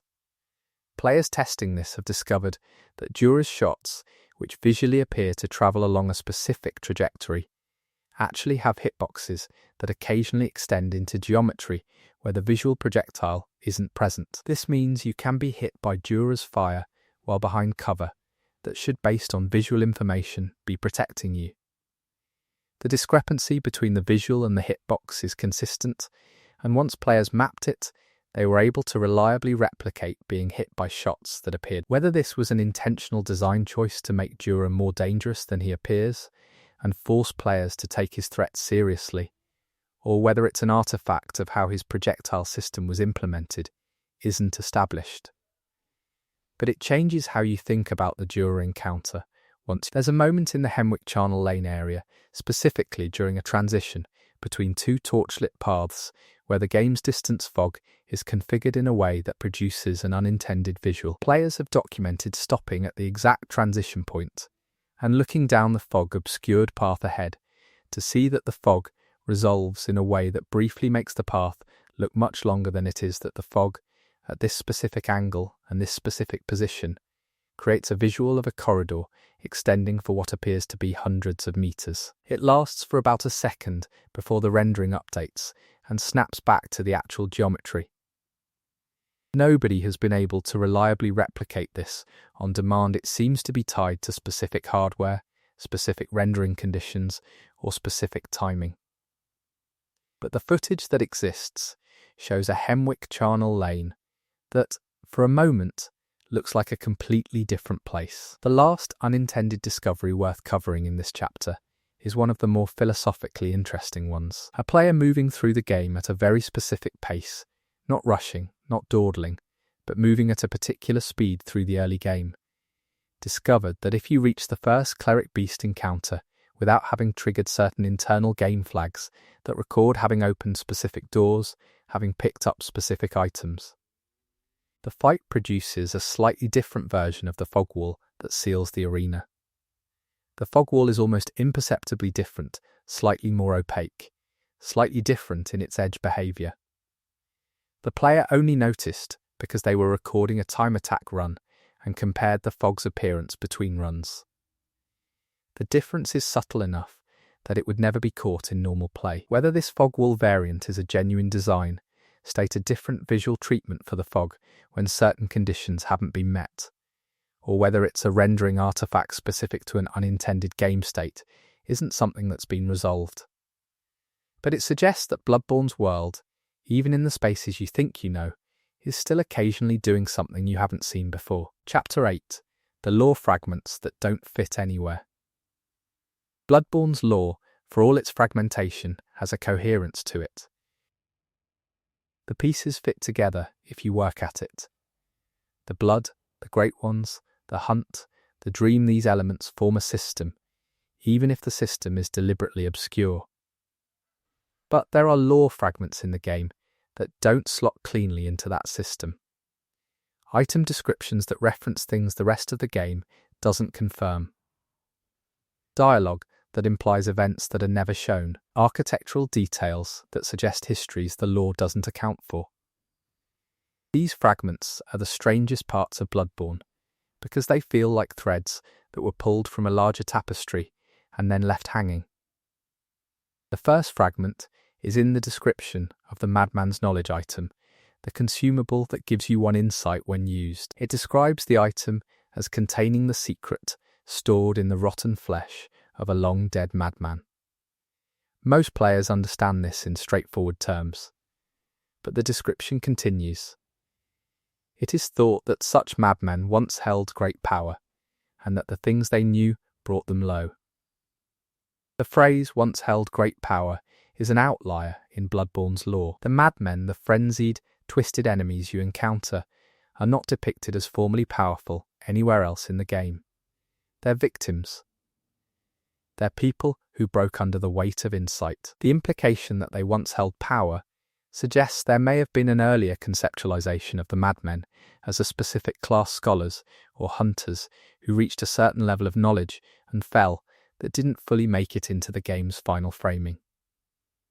The Augur of Ebrietas, a spell that summons tentacles in the manner of a great one, has a description that includes the line, "The caster is said to seek Ebrietas, not contact with a being of that name." This distinction, seeking a concept rather than a specific entity, is unusual. Everywhere else in the game, Ebrietas is treated as a specific individual, a particular great one, with a particular history. The description's phrasing suggests there might have been an alternate interpretation at some point that Ebrietas was once conceptualized as a state or a condition rather than an individual. Whether this is deliberate ambiguity, meant to deepen the lore, or whether it's a description that survived a conceptual revision without being fully updated, is genuinely unclear. The Cainhurst documents the items found in Cainhurst Castle that describe the aristocratic bloodline's history reference a figure called the Scholar of the First Sin, in a way that doesn't align with anything else in Bloodborne's lore. The phrase First Sin is not used anywhere else in the game. It's a prominent concept in Dark Souls 2, where it refers to a specific character and event. Its appearance in a Bloodborne item description specifically, in a way that suggests it describes an actual historical event within Bloodborne's world, reads like either an intentional cross-reference, an unintentional bleed of vocabulary from another project the developers were working on, or a deliberate lore seed that was never developed further. The Cainhurst scholar described in the item as he who first committed the scholar's sin isn't named or described beyond that phrase. It's a gap in what could have been a developed piece of Cainhurst history. The old Yharnam hunter enemies, the huntsmen dressed in older, different styles from the Yharnamites you encounter in central Yharnam, are described in their enemy entry data as hunters of the old school, who served before the Blood Ministry's ascent. The Blood Ministry is not named anywhere else in the game's accessible lore. The Healing Church is the religious institution. The Workshop is the hunter institution. The Ministry, if it was a distinct organisation from either, isn't documented in any item or dialogue the player can access. Its mention in an internal data description suggests it was once a developed part of the game's history, a precursor institution perhaps, or a rival faction that didn't survive into the accessible lore layer. The Rune Workshop tool, the item that allows you to equip Carol runes, has a description that says it transforms the rune into a tool of the old hunters, enabling the runes to be engraved on the body and not merely on the mind. The phrase "not merely on the mind" implies that there was a method of using runes that involved the mind rather than the body, a mental or perceptual application of the rune system that the physical engraving method replaced or supplemented. This alternative application isn't described anywhere else. The rune system in the final game is entirely physical. You find the tool, you equip the runes, end of process. The implication of a mental alternative points toward a rune system that was once more complex, or a piece of lore that implies complexity the game's mechanics don't reflect. The church servant enemies in the cathedral ward drop a few items, including the pungent blood cocktail, but one of the rare drops attributed to a specific type of church servant in the data, a type that doesn't appear in the final game's enemy table, is an item called the Communion Wafer. This item doesn't exist in the final game under that name, or as far as can be determined under any other name. Its data entry has a description, a dry wafer distributed to those who receive the blood, reminding them of what came before the ministration. The phrase "what came before the ministration" implies that the blood healing had a predecessor, a pre-blood religious practice that the wafer was meant to commemorate or contextualize. This is a piece of Yharnam religious history that doesn't appear in any other lore source. The item's cut status doesn't mean the history it implies isn't real within the world. It just means that piece of the world didn't make it into the game. The Forbidden Woods has an item, the red jelly, that's used in Chalice dungeon rituals. Its description is brief, a strange fluid found in the Forbidden Woods. Rituals make use of this material. What doesn't appear in the item's description, but does appear in the data as a secondary description field, a field used in some From games for extended lore text, is a line reading. It is believed this substance was present before Perthumru, before the first digging, before the first rite. Its source is unknown, even to those who seek it. If this secondary text was once intended to appear in the game, It implies that the red jelly has a history that predates the Pethymerian civilization, that it's a material that exists outside the historical framework the rest of the Chalice dungeon lore operates within. That would make it one of the oldest things in Bloodborne's world, and one of the least explained. The Beast Claw weapon, found in the Chalice dungeons and used to gradually transform the player toward a beast-like fighting style, has a description that references the first hunter who walked the line between beast and man. No hunter in the game's accessible lore matches this description. Gehrman doesn't. Lady Maria doesn't. None of the named hunters in the Die Elk match it. The Powder Keg leaders don't match it.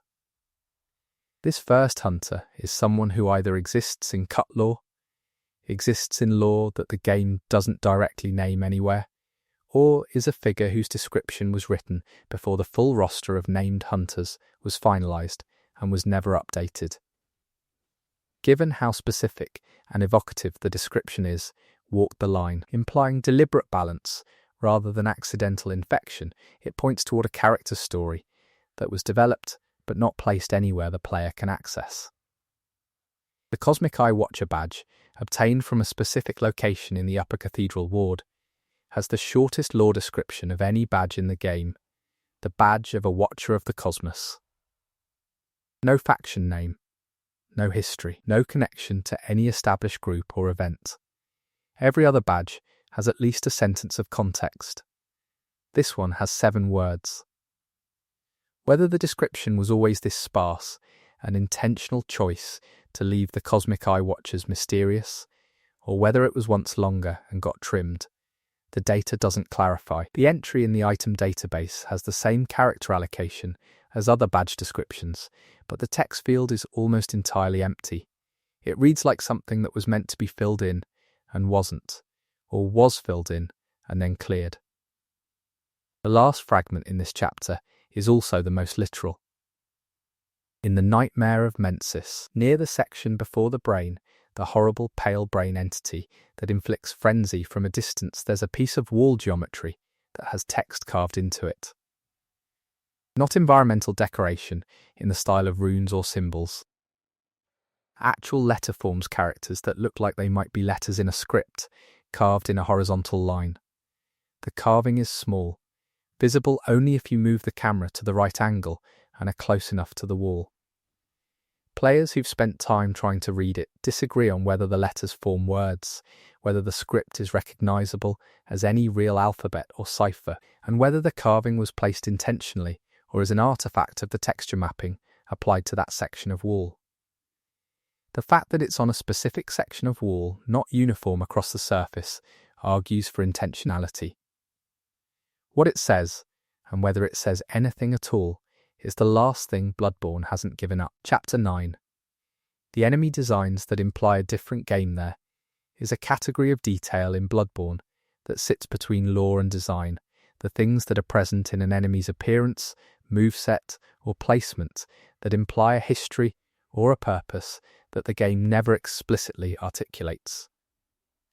Not the things the game tells you, the things the enemy's existence quietly suggests. This chapter is about those enemies, and about the gap between what they do and what their design implies they were once supposed to do. The merciless Watcher enemies, the three-eyed creatures that appear in the Chalice dungeons carrying crude weapons and lanterns, are among the most unusual figures in Bloodborne's enemy roster for reasons that go beyond their appearance. Their design is eccentric, small, hunched, carrying objects that suggest a kind of frantic organisation, but their behaviour in the dungeons is consistent with a role that's never been textually explained. They often appear in groups that seem to be guarding something specific: a door, a chest, a lamp room. The configuration of these groups, 2 flanking the approach, 1 position near the objective, is too regular across different dungeon layouts to be accidental. The Watchers appear to have been given patrol and guard behaviours that imply they are protecting something they understand as worth protecting. The Chalice dungeons don't tell you who the Watchers are, what they were before whatever made them this way, or why guarding tomb objects matters to creatures that look the way they do. The design implies a history. The game doesn't provide one. That absence is the interesting thing. The brain-sucker enemies, the blue cephalopod featured creatures that grab players and drain insight, have an attack animation that most players understand only in terms of its mechanical danger. But the animation itself is strange. The brain-sucker doesn't bite, it doesn't scratch. It places its hand on the player's head with a deliberateness that looks more like a gesture than an attack, a laying on of hands, in the religious sense. The movement is slow and intentional.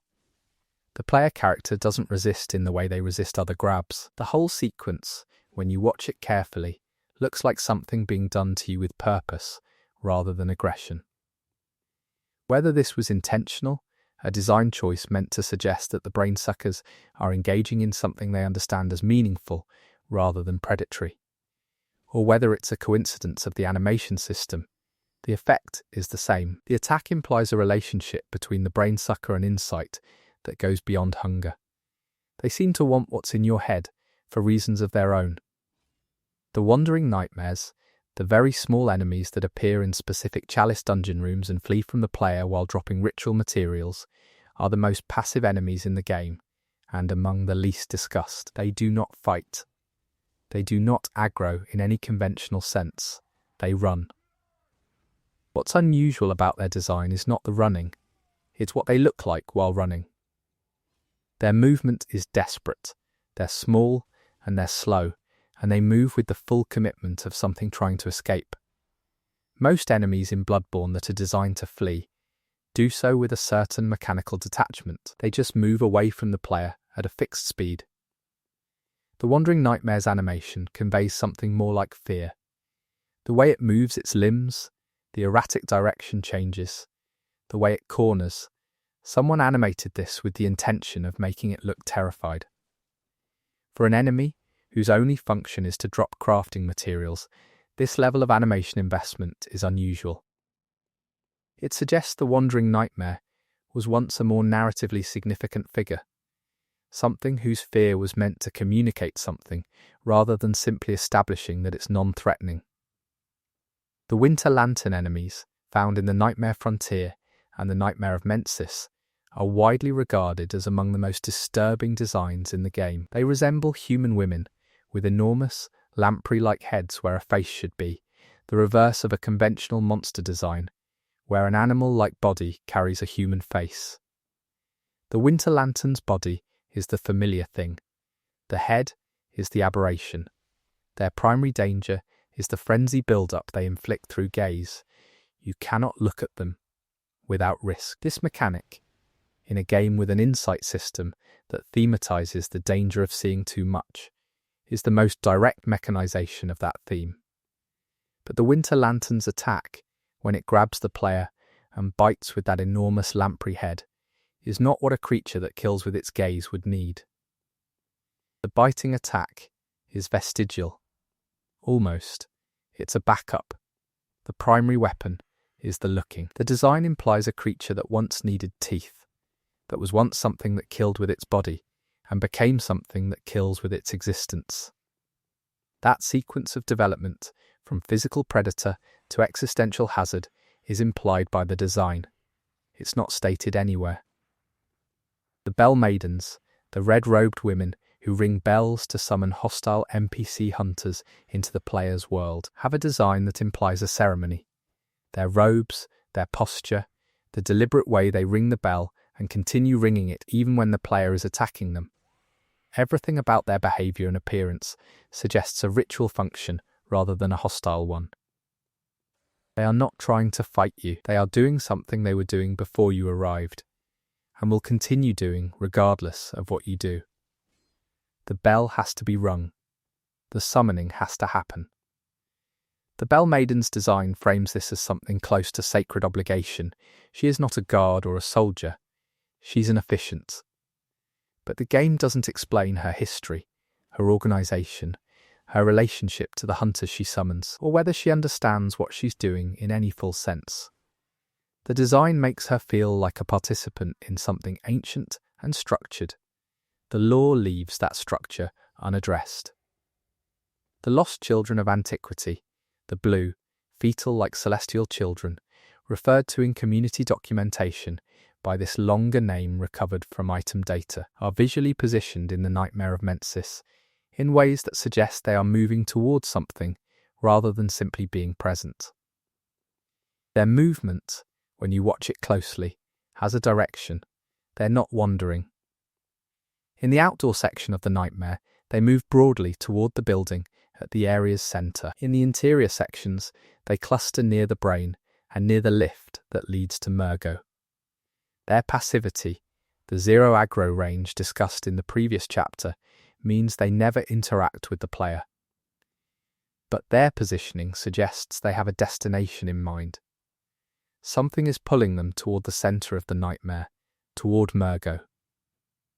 The design implies pilgrimage. The game doesn't frame it that way explicitly, but the spatial behaviour of these creatures across the entire area reads as purposeful movement toward a specific presence. The celestial mob, the mass of transformed patients that appears in the lecture building and attacks in a horde, has a behaviour that most players experience as simply chaotic. They swarm. They overwhelm. They're not individually dangerous, but collectively lethal. But if you watch the mob from a position where you can observe it without being in it, a ledge or a doorway, the swarm has a structure. The mob arranges itself with denser clusters at the edges and a slightly more open centre. It moves as a unit around obstacles rather than fragmenting. Individual members at the periphery of the mob make attacking decisions based on the group's overall position relative to the player rather than purely on their own proximity. This is emergent behaviour from the AI. It's not scripted choreography, but the result is a mob that behaves more like a single distributed organism than a collection of individual enemies. The celestial mob's design, its uniformity, its shared transformation, suggests this unified behaviour was the intended aesthetic, even if it's the AI doing the work. What the design implies is that transformation into this state produced not just physical change, but a merger of purpose. The bloodlicker enemies, grotesque creatures that appear lapping at blood pools in specific chalice dungeon rooms, have a placement pattern that implies something about their history. They are always found at blood, not near blood, at it, actively consuming it when the player enters. The blood pools they drink from are not generated by the combat in those rooms. The pools are there when the room loads, before any combat has occurred. The bloodlicker was there before you. It has been there long enough that there's a pool significant enough to drink from. This placement, combined with their design as creatures whose entire existence is organised around consumption of blood, implies a long sedentary history in those dungeon rooms. They arrived, or were placed, or wandered in, and they've been there drinking for what the design implies is an extensive period. The dungeon rooms feel older because the bloodlickers are there. Their presence ages the space.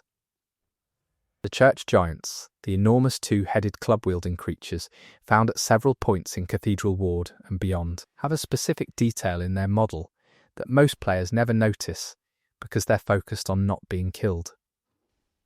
Their second head, the smaller, downward-facing one beneath the primary head, has an expression. It's not a default model face. It's been given a specific emotional register, eyes closed, brow soft, mouth slightly open. It looks peaceful. The primary head, when the giant is aggressive, is alert and forward-focused. The secondary head looks like it's sleeping or praying. The giant's name in the community, Church Giant, implies a relationship with the healing church, and the design of this secondary face, in that context, suggests something specific, that whatever these creatures were before their transformation retained something, and what it retained is somewhere inside the smaller head, and what it retained looks like it's at rest. Whether the church consciously designed these creatures to keep that inner face, or whether the transformation preserved it accidentally, isn't something the game says. The face implies the question without answering it. The fluorescent flower enemies, found in the Research Hall section of the DLC, are patients whose heads have transformed into enormous blossom-like structures. They attack with their elongated neck stems, whipping around in wide arcs. But when they're not attacking, in their idle state, they turn their flower heads toward the light sources in the research hall. This is consistent throughout the area. Every fluorescent flower in idle state is oriented toward a lamp, a window, a shaft of light. They're phototropic. The behavior is so consistent that it reads as designed rather than coincidental. Someone configured their idle orientation to seek light sources. For enemies in a building that the lore establishes was used to study the effects of the old blood on patients, this detail implies something about what the transformation preserved. Not intellect, not personality, but biology. The flower turns toward light because flowers turn toward light. Whatever these patients became, the thing that became them follows plant logic now. The design makes this quietly devastating. The Lauren Silverbeast, a fast-moving, four-limbed beast found only in Lauren Chalice dungeons, is one of the rarest enemies in Bloodborne in terms of player exposure, and one of the most unusual in terms of its design implication. Its movement style is different from every other beast-type enemy in the game. Where Scourge beasts and Cleric beasts move with an urgency that reads as aggressive, the Lauren Silverbeast's movement has a quality that's closer to nervous. It moves quickly, but not directly. It circles. It retreats. It comes in at angles that suggest it's assessing the threat rather than charging it. For an enemy with a model that implies raw physical power, it fights like something that learned to be careful, because it had to be. This behavioural register, cautious, strategic, not fully committed, implies a history of survival in an environment where aggression alone wasn't sufficient. The Lauren Chalice dungeons, as a setting, are established as the ruins of a civilization destroyed by beasts. What destroyed the civilization may have done so by learning how to fight well enough to win. The Silverbeast's movement implies it comes from that lineage. The Hemwick Grave Women, the gaunt, shambling enemies found throughout Hemwick Charnel Lane, have a specific behaviour in groups that most players experience only as an inconvenience. They crowd. When multiple grave women are in the same space as a player, they organise around the player in a way that's tighter than most group enemy configurations. They press close. They don't give ground. Their attack patterns in this crowded configuration overlap in a way that feels claustrophobic by design, not an individual threat, but a suffocating one. What the design implies, especially in the context of Hemwick's charnel aesthetic, its bones, its burial tools, its association with death-adjacent ritual, is that the grave women are used to working in close proximity. They were used to crowds. They have, buried in their behaviour tree, the logic of people who worked with bodies in tight spaces and didn't mind the press of others doing the same work. What they were before the scourge reached Hemwick is not explained. But their crowding behaviour implies an occupation. The Nightmare Apostles, the spider women found in the Nightmare Frontier and the Nightmare of Mensis, have a transformation that the game frames as eldritch corruption, but whose specifics, examined closely, raise a different implication. The apostle form is not simply spider-adjacent. The way the human upper body is positioned relative to the spider lower body, the angle, the orientation, suggests the spider component grew beneath the human component, rather than replacing or merging with it. The human half is still upright. It's still oriented as a human. It's sitting atop something that emerged from underneath. The design implies a process rather than a sudden change, something that developed, expanded, pushed the original body higher without displacing it. This is a different transformation logic from most of Bloodborne's beast forms, which tend to read as replacement or distortion. The apostle reads as addition. Something was added, from below, and kept the original intact above it. What the design implies about the experience of that addition is something the game leaves entirely to the imagination. The final enemy worth examining in this chapter is the one that most players spend the least time looking at: the invalid enemies in Yharnam, the unseen village, the ones you encounter in the later version of the area, chained to walls or crawling on the floor. These enemies are easy to dismiss because they're not dangerous in the way most Yharnam enemies are. They're damaged, they're restrained. But their faces, if you stop to look at them, have an expression that's consistent across different model variants. Not rage, not blankness, but a kind of focused distress. They look like people who are trying very hard to communicate something and can't. Their mouths are open in some configurations. Their eyes are directed. There's an attentiveness in the face design that the context of the area, mass kidnapping, forced transformation, makes difficult to look at if you're paying attention. The invalid design implies that the thing the scourge takes from its victims is not awareness. It's the ability to express it. The distress is present, the means of transmission isn't. That's what Yharnam looks like when you examine its faces rather than its architecture. Chapter 10. The weapons and what they remember. Every weapon in Bloodborne has a description. Most players read these descriptions once, absorb the lore hint, and move on. But Bloodborne's weapon descriptions, looked at as a complete set, contain patterns and implications that go beyond any individual weapon's history. They reference people who aren't named elsewhere, events that aren't depicted, and relationships between the game's factions that the narrative doesn't directly dramatize. This chapter goes through the weapons whose descriptions point towards something bigger than the weapon itself. The Burial Blade, Gehrman's weapon, obtainable after defeating him, has a description that most players treat as character revealing. It talks about the blade being Gehrman's personal weapon, a curved blade designed specifically for hunting in a way the straight-edged weapons of the workshop weren't.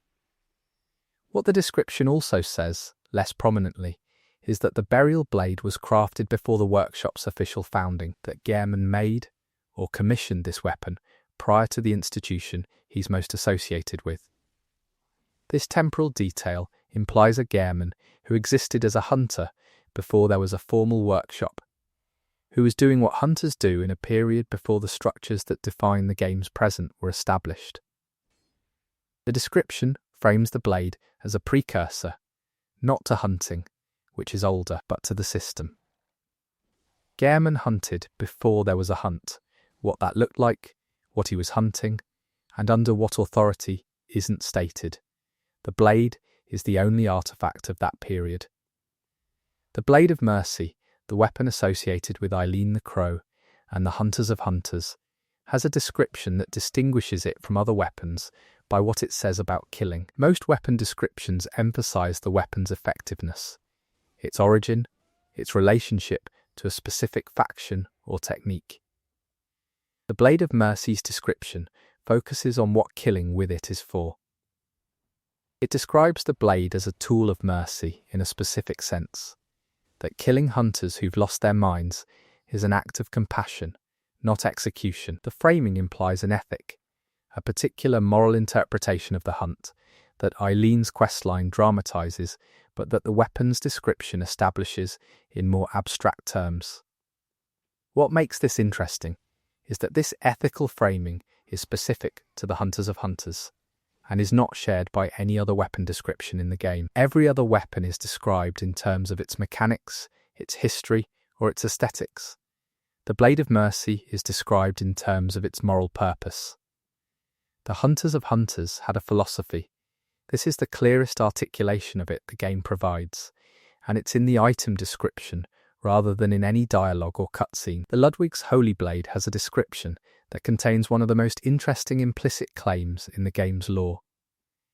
It describes the weapon as the masterpiece of Ludwig, the first hunter of the Healing Church, who sought to use what the workshop had built in service of the church's mission. The specific language, masterpiece, implies a body of work. Ludwig made more than one weapon. The Holy Blade was the best of them. The others are not mentioned. They're not in the game as obtainable items.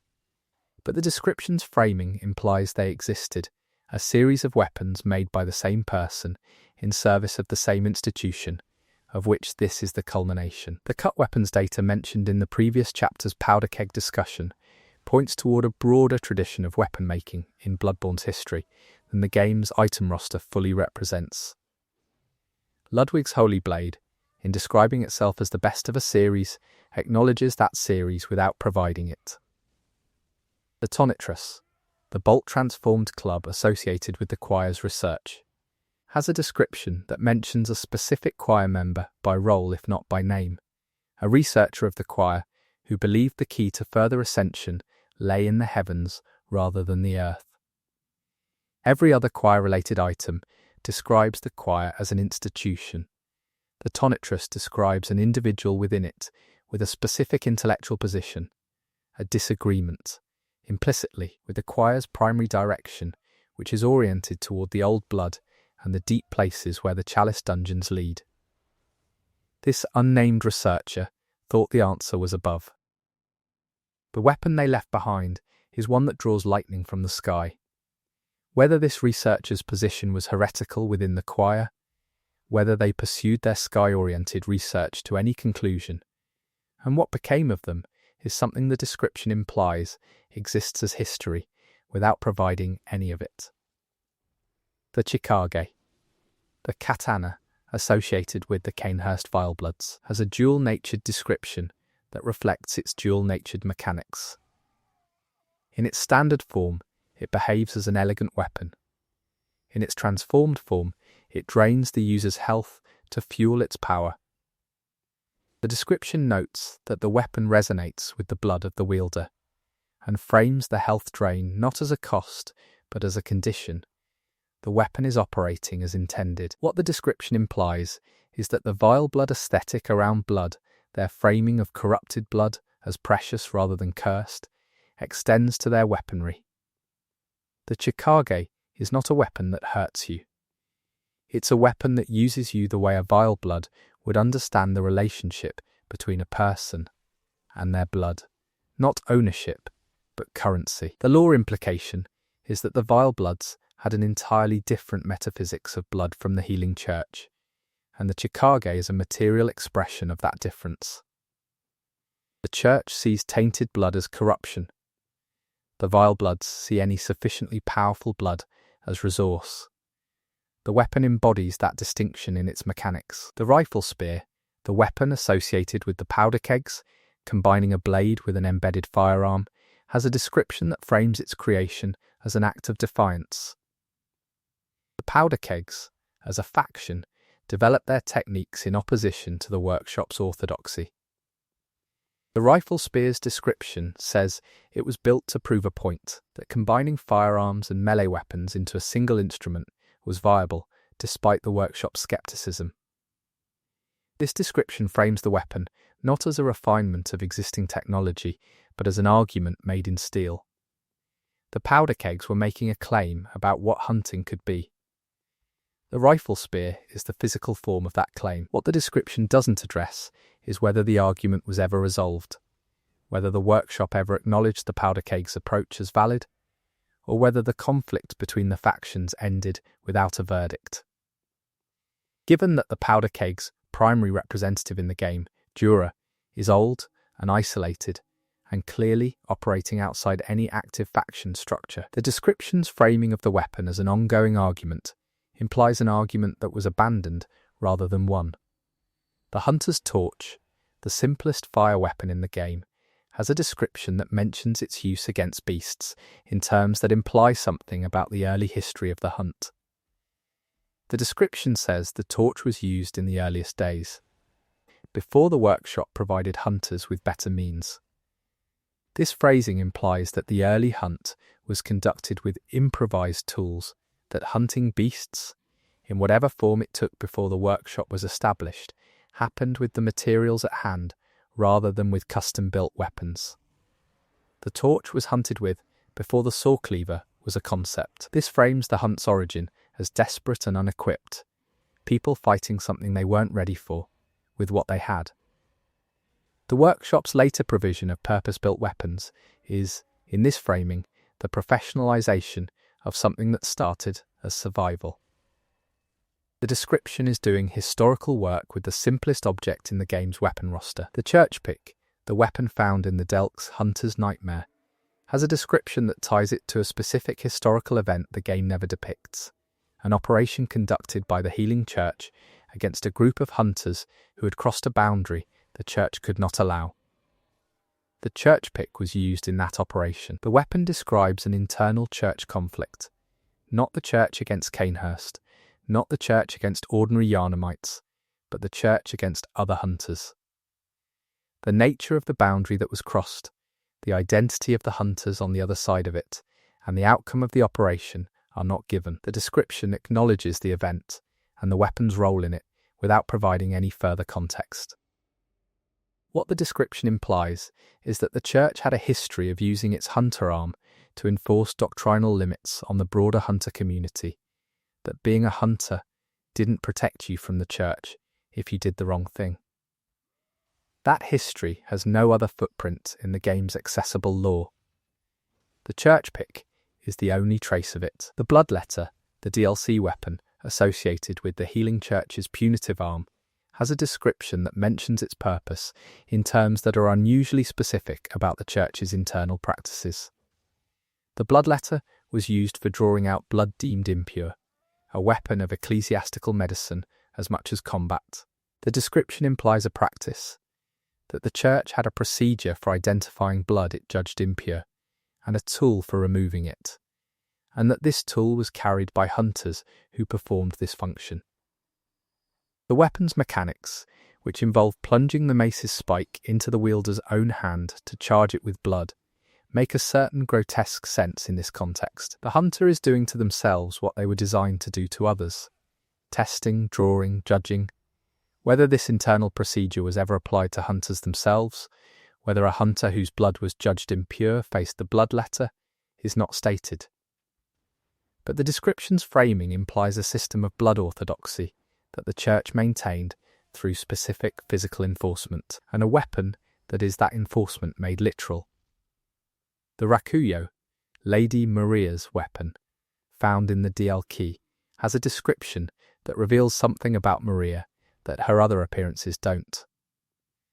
The description identifies the weapon as a gift from Gehrman, her teacher. Most players understand the relationship between Gehrman and Maria through her role as a hunter he trained, and through the disturbing implications of the fishing hamlet's massacre. But the specific detail that Gehrman gave Maria a weapon, a particular weapon, one associated with her identity as a fighter, implies a different dimension of that relationship. Teachers don't give students weapons lightly, especially weapons with the specific properties of the Rakuyo. The description frames the gift as something beyond professional provision. Gehrman chose this for her specifically. What that choice says about what Gehrman saw in her, and what the weapon's later history, ending in the Dilk's abandoned costume and its owner lost in the nightmare, says about what became of what Gehrman saw in her, is something the description opens without closing. The Whirligig saw, the powder keg weapon that's become a community favourite for its excessive lethality, has a description that frames the powder keg's design philosophy in terms that are both practical and slightly unhinged. The description says the saw was built by hunters who believed that more is better when it comes to blood, a design position applied to a spinning blade weapon, with the implication that a blade that spins faster, hits harder, and moves in more directions is categorically better than one that doesn't. But beneath the straightforward description of excess, there's a design implication the powder kegs were optimizing for something specific. They weren't interested in elegance or precision. They were interested in guaranteed termination of the target. Their weapons are expressions of a particular anxiety, that finesse might not be enough, that the thing being hunted might require not just being killed, but being killed past any ambiguity. The Whirligig saw doesn't just kill a beast. It makes the question of whether the beast survived moot. That design philosophy, applied to a weapon, implies a faction that had been surprised before, that had thought something was dead and been wrong. The excess is not irrational. It's the rational response to a specific historical failure. The Kos parasite, the weapon obtained from the Orphan of Kos, has a description that does something unusual in the context of Bloodborne's weapon lore. It describes the weapon as something that was part of the being it came from. Not made by that being or associated with that being, but literally physically continuous with it. The parasite was inside the orphan. Using it as a weapon, the description suggests, is a form of communion with the thing the orphan was, and by extension, with Kos. The mechanics support this. The weapon's effectiveness scales with the player's arcane understanding of Great Ones, and its power is augmented by the milkweed rune, which transforms the player's body toward a plant-adjacent form. To use the Kos parasite effectively is to become more like what Kos was. The description implies a weapon that changes the user more than the user changes it. In a game where the act of hunting is the act of accumulating insight until the player becomes something other than what they started as, the Kos parasite is the most literal expression of that trajectory. The weapon is pointing somewhere. The description implies the player should understand where that somewhere is. Chapter 11. The architecture speaks. Bloodborne's environments communicate through design before they communicate through text or dialogue. The arrangement of space, the placement of objects, the scale of interiors, the orientation of windows, these choices accumulate into statements about the people who built these places and what those places were for. This chapter treats the game's architecture as a primary text, not level design in the sense of how encounters are arranged, but the buildings themselves, what they imply about who made them, what they were used for, and what happened to change them from what they were into what they are now. Cathedral Ward, as an area, is organised around a single vertical axis. Everything points upward and inward toward the Grand Cathedral at its summit. The streets are arranged not to accommodate traffic or commerce, but to funnel movement. There are no open plazas in Cathedral Ward, no market spaces, no gathering areas outside of the cathedral itself. The architecture of the ward implies a city that was organised entirely around the act of approaching one building, that the function of every street and every structure in the area was to orient people toward the cathedral and to facilitate their movement toward it. This is pilgrimage architecture. The ward wasn't built for people who lived there, it was built for people moving through it towards something. The enemies you encounter in the ward, the huntsmen, the church servants, are not the people this architecture was made for. They're what's left after the people it was made for stopped coming. The Healing Church Workshop, the tower attached to the cathedral complex, tells a different architectural story from the cathedral itself. Where the cathedral is vertical and aspirational, the workshop is utilitarian and cramped. Its spaces are functional, forge areas, storage, workbenches. The transition between the cathedral's grandeur and the workshop's functionality happens within a few meters. The two buildings are adjacent in a way that implies the relationship between the Healing Church's theological arm and its operational arm was meant to be close, practically integrated, but was kept architecturally distinct.